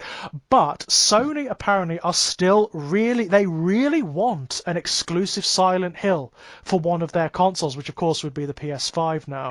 I see, so yeah. And apparently they are really going hard on trying to get the rights. They are going hard, and they've said if they can get the rights, the first person they're going to go to is Hideo Kojima. They want Hideo Kojima to have control over this project. They want him to do what he was going to do with Silent Hills. So if they can get the monolithic asshattery of Konami to move, then maybe there's hope. But they've got to punch through Konami. That's the problem. Yeah, there's a bit of red tape there, isn't there? Oh, God, it is the Mount Vesuvius of red tape. It's just unbelievable, you know. And Konami are a notoriously terrible company. Notoriously terrible. I mean, they don't give a shit about the franchises they've got a hold of, despite the fact that they are iconic to video gaming culture. So Silent Hill, Contra. That seems like a bizarre financial decision, doesn't it? Right, doesn't it? Well, Silent Hills would have been a license to print money. People bought PS4s just so they could play it. Yeah. You know? Well, there you go. I mean, that alone tells you. People are doing that now. I did that for Last of Us 2. Right. Because I'm not that big a gamer anymore. I don't have that much time. But I already got an Xbox One and a Switch, so I never really bothered with PS4. But then there's been an increasing number of exclusives on PS4 that have made me think, oh, whatever. And then we've had lockdown, so all the free time where I'd usually be out with my friends and stuff, I've been at home. So I've been gaming more than I usually would. So I thought, well, I might as well buy one now because they're pretty cheap with PS5 coming out. Yep. And, you know, I thought, all right, I'll do it. So I did it to get Last of Us, but I've also got God of War and Spider-Man, and there's a few others that I'm going to get. And of but course, exactly that, you know, Silent Hill would have been right on that list of things that I would have, you know. It would have been right up there for me. It would have been like an auto purchase. There aren't many for me now that are auto purchases. Exactly, But that would have been. That would have been, and it just when it didn't happen, when it was just like, because we even got that trailer, which Guillermo del Toro had a hand in. Norman Reedus is in it at the Yeah, end. it's proper looks like him, doesn't it? The motion capture It's stuff, and yeah, and it's such a good thing. I mean, in and of itself, if that were just marketed as like a little indie taster game, it would be brilliant, you know. But it just didn't happen. It just like you got the promise and then it just stopped, and it's heartbreaking. It was heartbreaking. So, if Sony can do it with the PS5, if they can actually it will be a coup. I mean, Microsoft will be bricking it if Sony can do it. yeah, because it's not been Sony exclusive for quite a few years, has it? No, The no. Silent Hill. Well, Silent Hill originally was on most platforms. Well, the very first one was only on PlayStation. Yeah. But then, from then onwards, it's been on pretty much everything, hasn't Pretty it? much everything. Yeah, yeah. And there've been like ports of the PlayStation ones to all the other consoles as well. So it's like, but if they can make it exclusive, I mean, it's like Bloodborne. Bloodborne Yeah. was that has been a coup for Sony because people have bought PlayStations just to play it. That's what you want, innit? You want that thing that, hey, you want to play this game, you need this console. Well, That's what you. I mean, Nintendo's always got a shed load of them Of because course, because it's got its they're own just like franchises, hasn't it? exactly. So you want to play a new Zelda, you want to play Mario Kart, which You've got to do it. Who doesn't want to play Mario Kart? It's like course. it's up there with the Colosseum in terms of the greatest thing mankind's ever achieved. Yeah. Mario Kart is just find somebody who don't like it. Right. I mean, and Nintendo are very good at that, aren't they?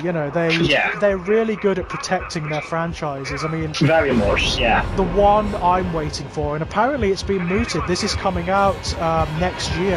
The new Metroid, Yeah. Metroid Prime 4. Can't wait. I will buy the console for that. I did. The GameCube when that came out. Metroid Prime, when that came out, I was like, yeah, I would buy the console. If that's the only game I play on it, I'll be fine. Don't care. Yeah.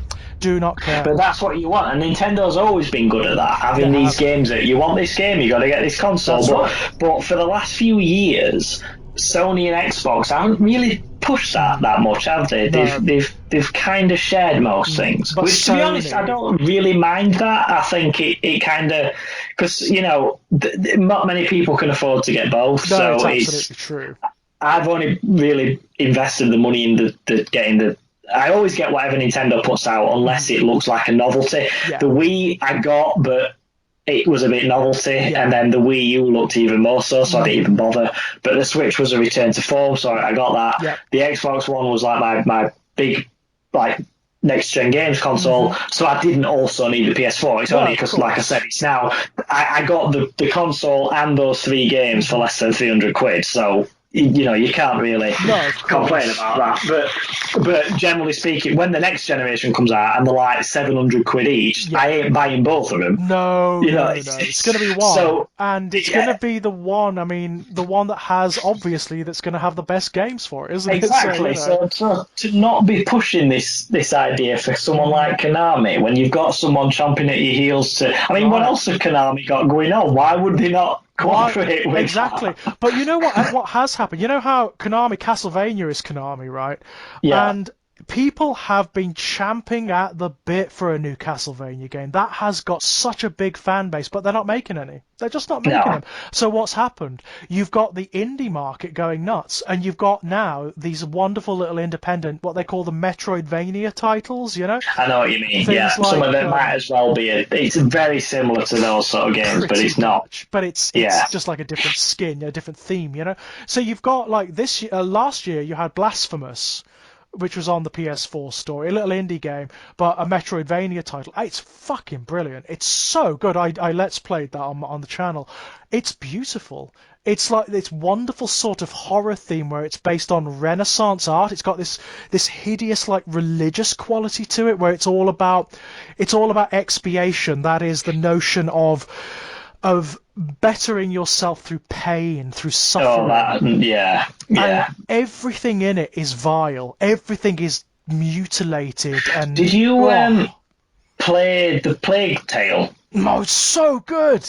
Yeah, it's good, isn't it? I finished that the other month as Wow. well. I love And that idea of the plague having this like physical corruption of the mm, environment, where right. like you'd go underground and it'd be physically growing along the walls and stuff. I Yeah. thought that was great. And it came out of nowhere, that game, you Yeah, it know? did. It really did. Yeah, Nobody knew what it was, nobody knew where it came from, and it just dropped. And suddenly, like, it was everywhere. People on the, the people, like the vloggers and whatnot on the internet were yeah. going, look, you need to play this game. It's come out of nowhere. It's a small studio.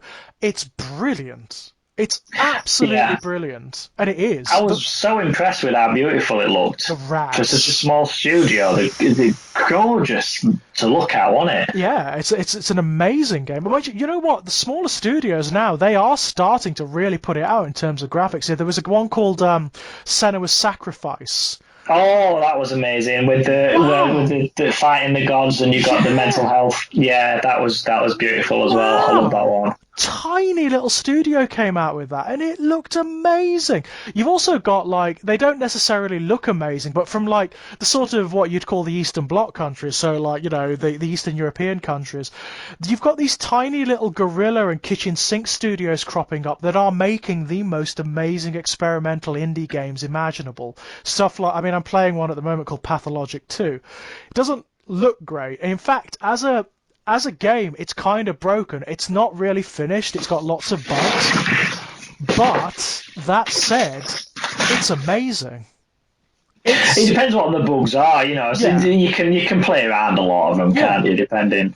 And the game itself is so good. It's so experimental. It's unlike anything else I've ever played. I mean, it is. I can't relate it to anything because it is That's good. so its own I thing. had that with when people asked me about the Plague Tale. I honestly couldn't compare it to anything at all. It's yeah. What would you compare a Plague Tale to? Because it doesn't play like anything really. No, it It it really doesn't.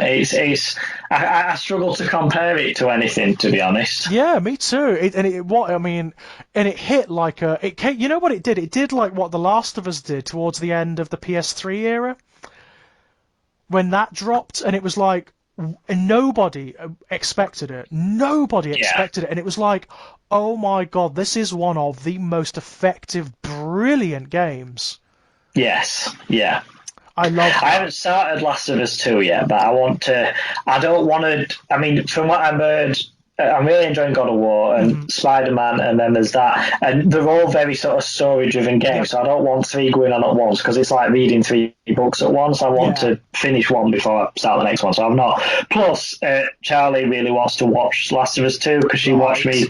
She watched me play the first one and she really liked Oh, it, so she so wants she's to watch this as invested. well. She's invested Yeah, now. Yeah.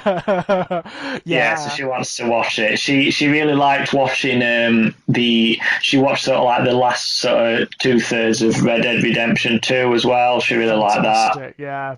Wonderful game. I mean, really stunning game. We've also got like there's a couple of older like a bit like Amnesia. There are older franchises coming back. So there's been do you know System Shock at all? Yeah, yeah, Like yeah, the predecessor to BioShock from the same yeah, people, Irrational Games.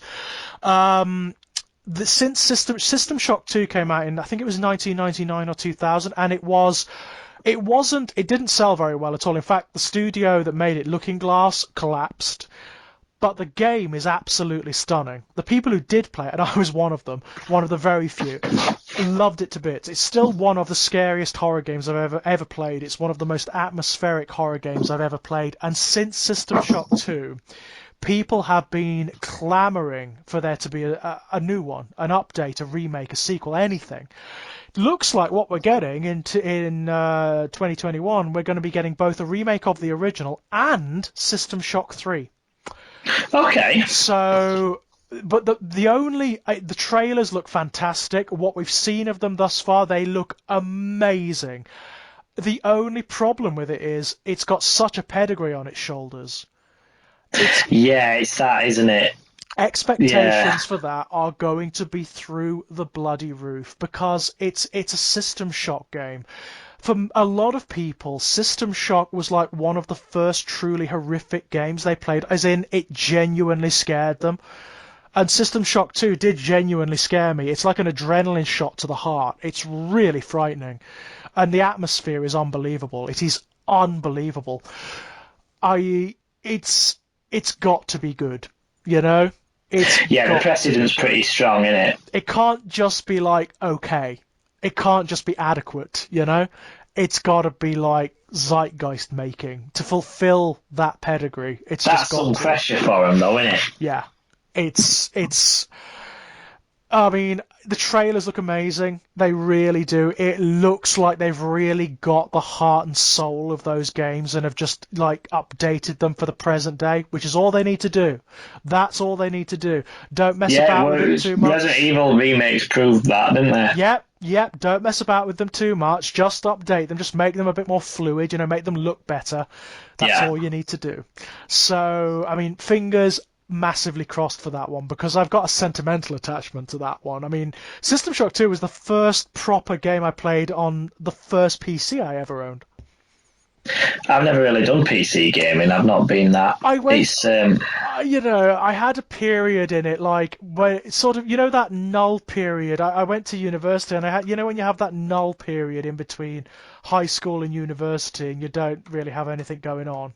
yes. I built my first PC during that period, basically, and it was to play System Shock 2 because I'd heard so much about it from people who like horror, you know, Yeah, of course. Yeah. and it blew my mind. It really did. It wasn't like anything I'd ever played before. It's so scary. The original System Shock 2, it looks like dog shit now. I mean, it really What's the does. audience for it though? For a franchise like you said, it wasn't particularly popular, No, it wasn't. and yet they're making a new one. It's Is there an audience for that? There is now. It's accrued popularity in retrospect, bizarrely. You know, Right. Okay. it's largely because of the YouTube phenomena. You know, it was a lost game for a long time, and then people, you know, like the classic vloggers, like the Spoony one and whatnot, they started talking about it. And they started saying, Right. like, this game, nobody knows what it's like. Nobody's ever played it, but it's one of the best horror games ever made. And since then, people have started uploading Let's Plays of it. People have started getting it from, you know, like Grand Old Games and that kind of thing. Sure. Yeah. And now it's really popular. And of course, BioShock came out. BioShock is the spiritual child of System Shock. And, you know, it's the same creators, it's more or less the same name, you know. But the mechanics and the play style of BioShock are pretty identical to System Shock. Pretty identical. It's like System Shock with a skin on it, BioShock is. Okay. Why do you think that one was so popular and the first attempt wasn't then? I don't know. I don't know whether it was because, well, my guess is when they made System Shock, they were a tiny little studio, and I mean Right. tiny, and they made it for nothing, like absolutely nothing. It didn't have much advertising behind it, and I mean like nothing. And it was also this was before you got that crossover between PCs and consoles, Right. so Okay. it was only on the PC. So it was That kind limited of the audience a little bit, I exactly. suppose. It was kind of Yeah. exclusive, you know. So it didn't go anywhere. Whereas BioShock managed to get a reasonably big studio behind it and got some advertising. I mean, there is actually a really good interview you can find with Ken Levine, the guy who's kind of like the auteur behind it, and he says. When they made System Shock 2, they made the game first and then did the advertising for it. And he said, you know what, in the video game industry, that's a mistake. You do Why? the Because you need to build the yes, hype before. Yeah. you do the advertising first or during the making of, and then you release the game, and then it sells. It's Okay, that's interesting, but it makes sense. Yeah. really Yeah. fascinating, eh? Really fascinating. And he says, you know what? It almost didn't get made. There was a time when BioShock was just like this little tech demo that they were running around studios, and nobody wanted to buy it. And the reason that nobody wanted to buy it, you know, he said we were going to studios where the execs who were talking to us were the kids who'd played System Shock 2. And they were saying, oh my god, I remember that game, it was so good. Let me go and see my boss and we'll get you whatever.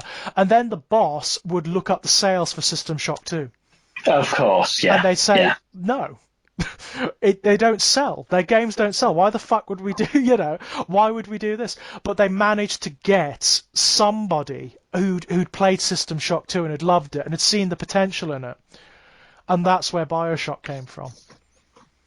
It's that chance, really, isn't it? Yeah, That opportunity chance. Just chance. And apparently that was their last chance. They'd been to almost every studio you could think of, and everybody had said no. Everybody had said no. It was at a time when sort of science fiction horror wasn't selling in video games. It wasn't really big. First-person games were dominated by war games. It was the Call of Duty era. So people was just saying, nah, we're not interested. Of course, yeah. So luck. That last studio, which I think was 2K Games, said yes, and they got more money than they ever thought they were going to get to develop it. Well, it's a beautiful looking game, isn't it? You can see there's money in it. It's an amazing game. I mean, the production values are just way beyond System Shock. System Shock looks like a tech demo in comparison to it. I still argue the writing in System Shock is better. Well, I've never played, to my memory, I don't think I've played it, but BioShock, there was one bit which I remember thinking was great, right near the beginning, where it just hooked me. Yeah. You know, when something's deliberately, like, it's hard to explain, but you know, like when you listen to, like, fascist propaganda and stuff, and to start with, it kind of lures you in with things that you think, yeah, I agree with that. Yeah, I agree with that. Yeah, I agree with that. But then there's something where it says something and you think, oh, hang on. Yeah. I'm not sure about that. Like they're saying, vote for Adolf Hitler. He's creating new jobs. No, good for us. He's rebuilding the country's infrastructure. Oh, that's good. He's getting rid of problem elements. And you're like, what? What does that mean? Yeah, what does that mean? Yes. And there's a bit like that on the beginning of BioShock that I thought was great because it's set in this, like, it's meant to be like 50s when it was created, isn't it? Right. The Rapture. So it's that era where you had a lot of that kind of propaganda. And it's where you're going in the lift in the lighthouse to start with and you're going down and it's introducing you to Rapture. It's that video. It's one of them, the city on the grow sort of things. Yeah. And it says Rapture was founded with the idea of scientists being able to do create anything that their mind can conjure up. And then it says, without the confines of petty morality. Petty morality. Thought, what? Yeah. It's that what does that mean? Yeah, it's Andrew Ryan's speech, isn't it? You know Andrew Ryan, who's the creator of Rapture. Yes, that's right. But it was just that, I remember very specifically that line, because it's where it hits you and you think, what? And he goes on, doesn't he? He says, like, why should the great be constrained by the small? All of this stuff, It's it reminded me very much of like Nazi propaganda where you're listening to it and you think, yeah, that sounds good. Yeah, that sounds good. No, whoa, hang on, let's go back to that bit. What was that about? It's funny you should mention that because the whole game is a giant parody of Ayn Rand. Hence Andrew Ryan. It's not quite an anagram, but it's near as damn it, isn't it? You know what I mean? Yeah. It's near as damn it. That's why you've got like one of the chief characters is called Atlas. So it's Atlas. Isn't there a massive statue of him as well, Atlas? When you get Yeah. Well, Atlas is one of the symbols of Rapture. He's like mythologically one of the symbols of Rapture. It's I mean, in its weird way, BioShock is more literate than System Shock. System Shock is straight science fiction horror.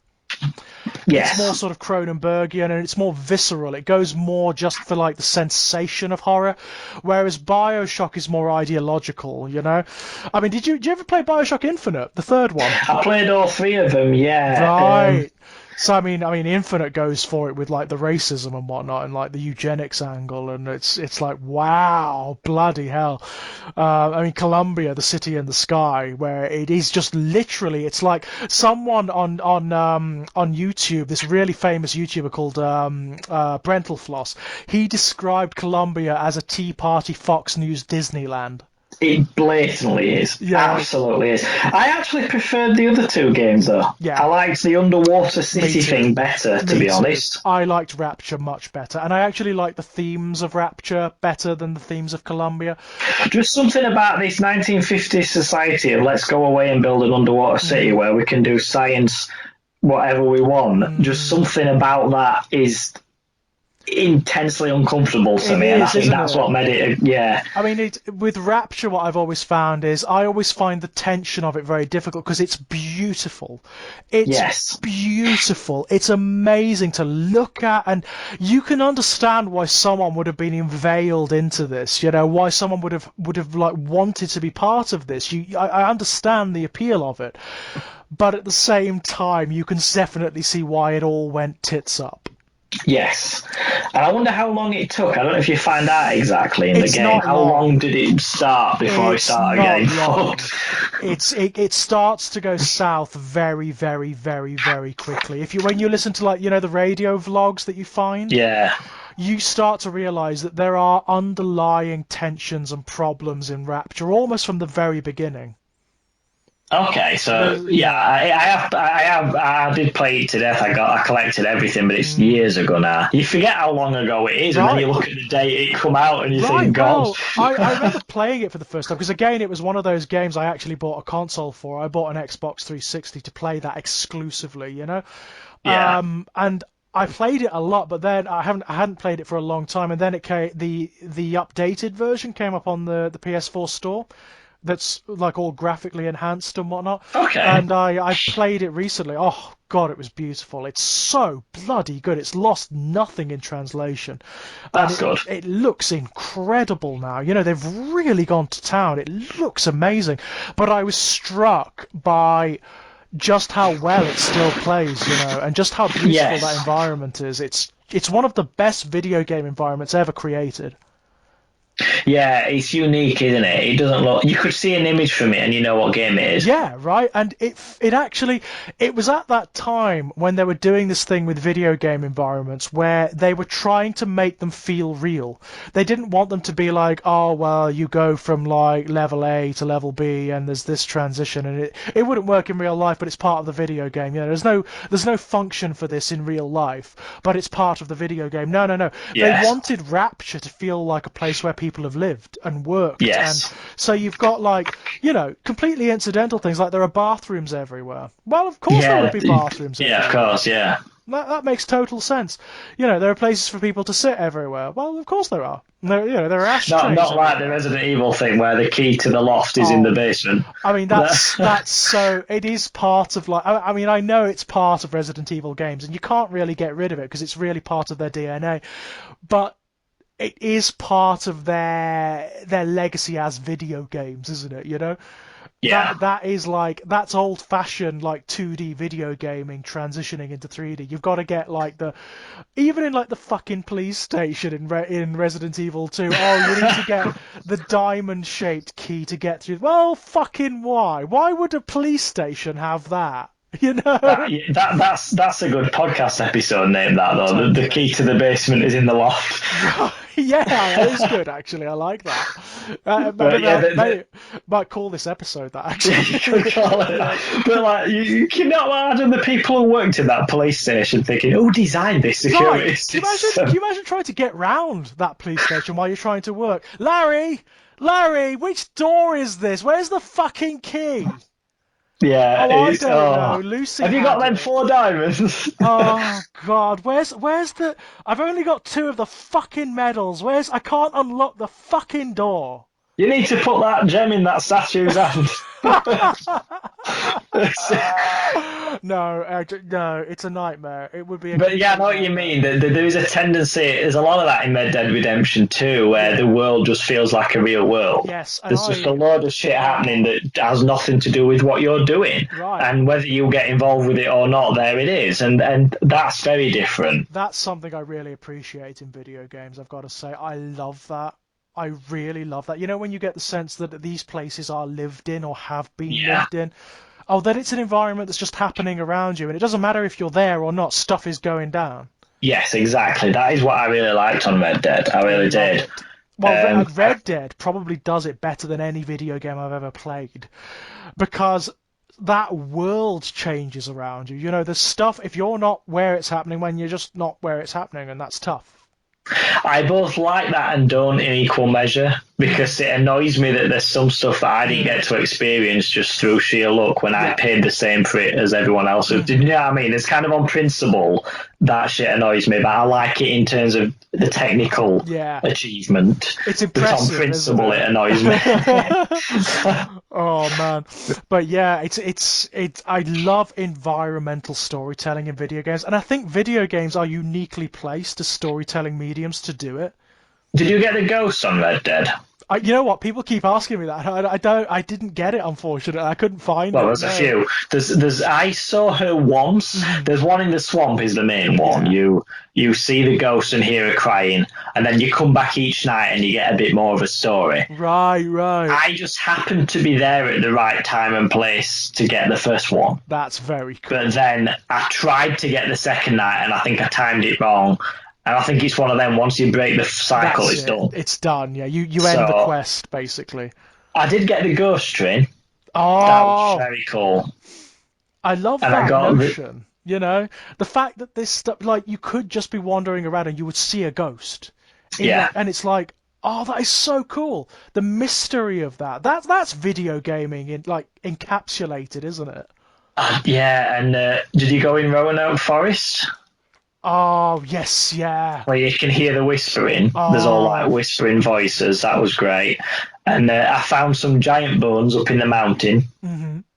There's like a skeleton of a human that's like 20 foot tall you find up in the mountains when you're going up there if you happen to. But some of this stuff I deliberately went looking for. After I finished the game, I got like a guide on the internet and just to find some of the deliberately supernatural stuff. But some of it, like the ghost woman, I just happened across. I wasn't looking for that, so that was pretty cool. That shit just does it for me. That just does it for me. In any adventure game, you know, where you can find crap like that and you don't even have to be looking for it. You just happen to be in the right place at the right time and stuff happens. Ooh, that excites me. That excites me enormously. I mean, you know, thinking about like the next generation of consoles. I mean, I know graphically, obviously, they're going to be superior, but what about in terms of game design? You know, is there going to be more of this? Because of the extra processing power, the world's going to be bigger and more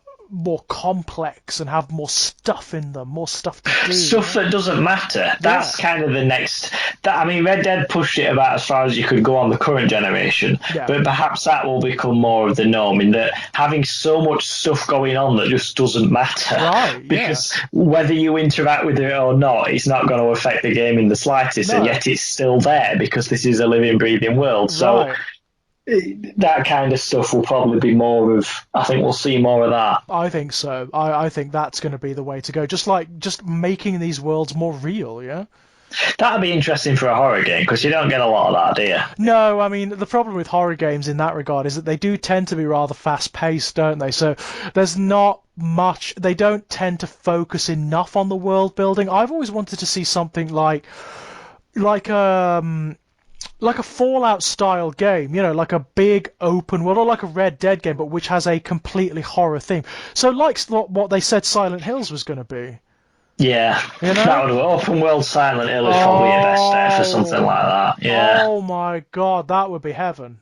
That would be amazing. I'd die. I probably wouldn't go. I'd probably lose my job and everything. That'd be terrible. You know? Amazing stuff. But I mean, it does look like it's going to be very strong, though. It looks like, from what we've seen, there's a lot of horror coming up in the next generation, both mainstream and indie markets as well. You know, there's a lot of stuff coming out of the indie market as well, as there always is. Horror is always very strong on the independent level. It's always very strong. I think it's probably because you don't need that much. Yeah. Because like horror does sort of play as like an isolationist thing. So if 90% of the game is you on your own until something happens, that works for horror, but you can't make an action game like that. No, you're absolutely right. I mean, some of the most successful horror games of recent years, like indie games, have been nothing. I mean, look at Slender. Yeah, exactly. You're just walking about and then, something just popped up. And, you know, that's essentially all it is. You couldn't get away with that minimal stuff on anything other than horror. No, you're absolutely right. There's one... have you ever heard of the SCP website? No, I don't Secure, think so. Contain, Protect. Secure, Contain, Protect, the SCP website. It's this internet thing, and what it is, it markets itself as though it's a legitimate website of this corporation, this sort of secret underground society that protects the world from like supernatural and weird stuff, basically. Secure, Contain, Protect. And there are video games made of some of the entries. There's this indie video game, SCP, I can't remember the number of it, but it's based around this story that there is like this extra dimensional staircase that just appears randomly in buildings. You'll open a door and it'll be there, right? Right. And the staircase just goes down and down and down into darkness. And as if you descend it, you start to experience things. And that's what the video game is. Oh, that's quite creepy. It's Yeah. fucking terrifying. Nothing happens. You hear stuff. Yeah. You hear things. You sometimes like glimpse movement in the shadows ahead, but that's it. That's a good idea. It's scary as hell. It really is so scary, and there's nothing to it. It's very clever. Like it's the kind of game someone clearly made at home on their own, like in their bedroom. With but again, the minimalism allows that for horror, doesn't it? You see, you can get away with that in horror. Does. It really does. And I want to see more of that too. I mean, for one of the big things Sony need to do now, because they've been great supporting the indie market with the PS4. Opening up the PS4 store to indie games, that was a masterstroke. They need to capitalize on that. That needs to carry over to the PS5, and they need to invest more in the indie studios, because I'm telling you, there's some great games coming out of them. Some of the bigger sellers this year have been indie games. That's always a good sign, isn't it? Yeah. Well, that will also change with the new consoles. There will be, I think, what we're going to start to see now is like a shifting of the zeitgeist, because a lot of the big traditional video game companies are collapsing. Yeah, they get a bit too big, under their own weight, don't they? That's it. EA, they're in trouble. Konami, they're in trouble. Activision, Ubisoft, they're all in real financial difficulty. Whereas some of the smaller studios are actually doing really rather well. So we'll have to wait and see, I think, have to wait and see. Right, Lex, I'm going to have to go to bed because I'm bloody tired. No, that's fine. Well, once again, we've been at it for hours. We have. Is there anything you would like to pimp out while we're here? Not at the moment, no. It's a bit of a weird year. All my writing work has sort of been pushed back to next year, so I don't really have anything to pimp at the moment. Yeah. However, I will put links down below to Lex's books, The Other Side of the Mirror, and also The Old One and the Sea. They are both down there. Please, I've read them both. In fact, I reviewed the. You did review The Other Side of the Mirror, didn't you? Yeah, I enjoyed it very, very much. Yeah, very much. As I'm in pretty much the same boat, to be honest. But for me, it's the same as usual, guys. You can find me knocking about here on Exaggerated Elegy. You can find my short story collections over at strangeplaygrounds.com. And there will be, Born in Blood 2 will be out soon. It will be out. It's just, COVID and all that kind of thing. It's a bit of a weird time, isn't it? Yeah. It's been a pain in the fucking arse, hasn't it? It really has. But until next time, my lovelies, bye-bye. Bye. Ha ha ha!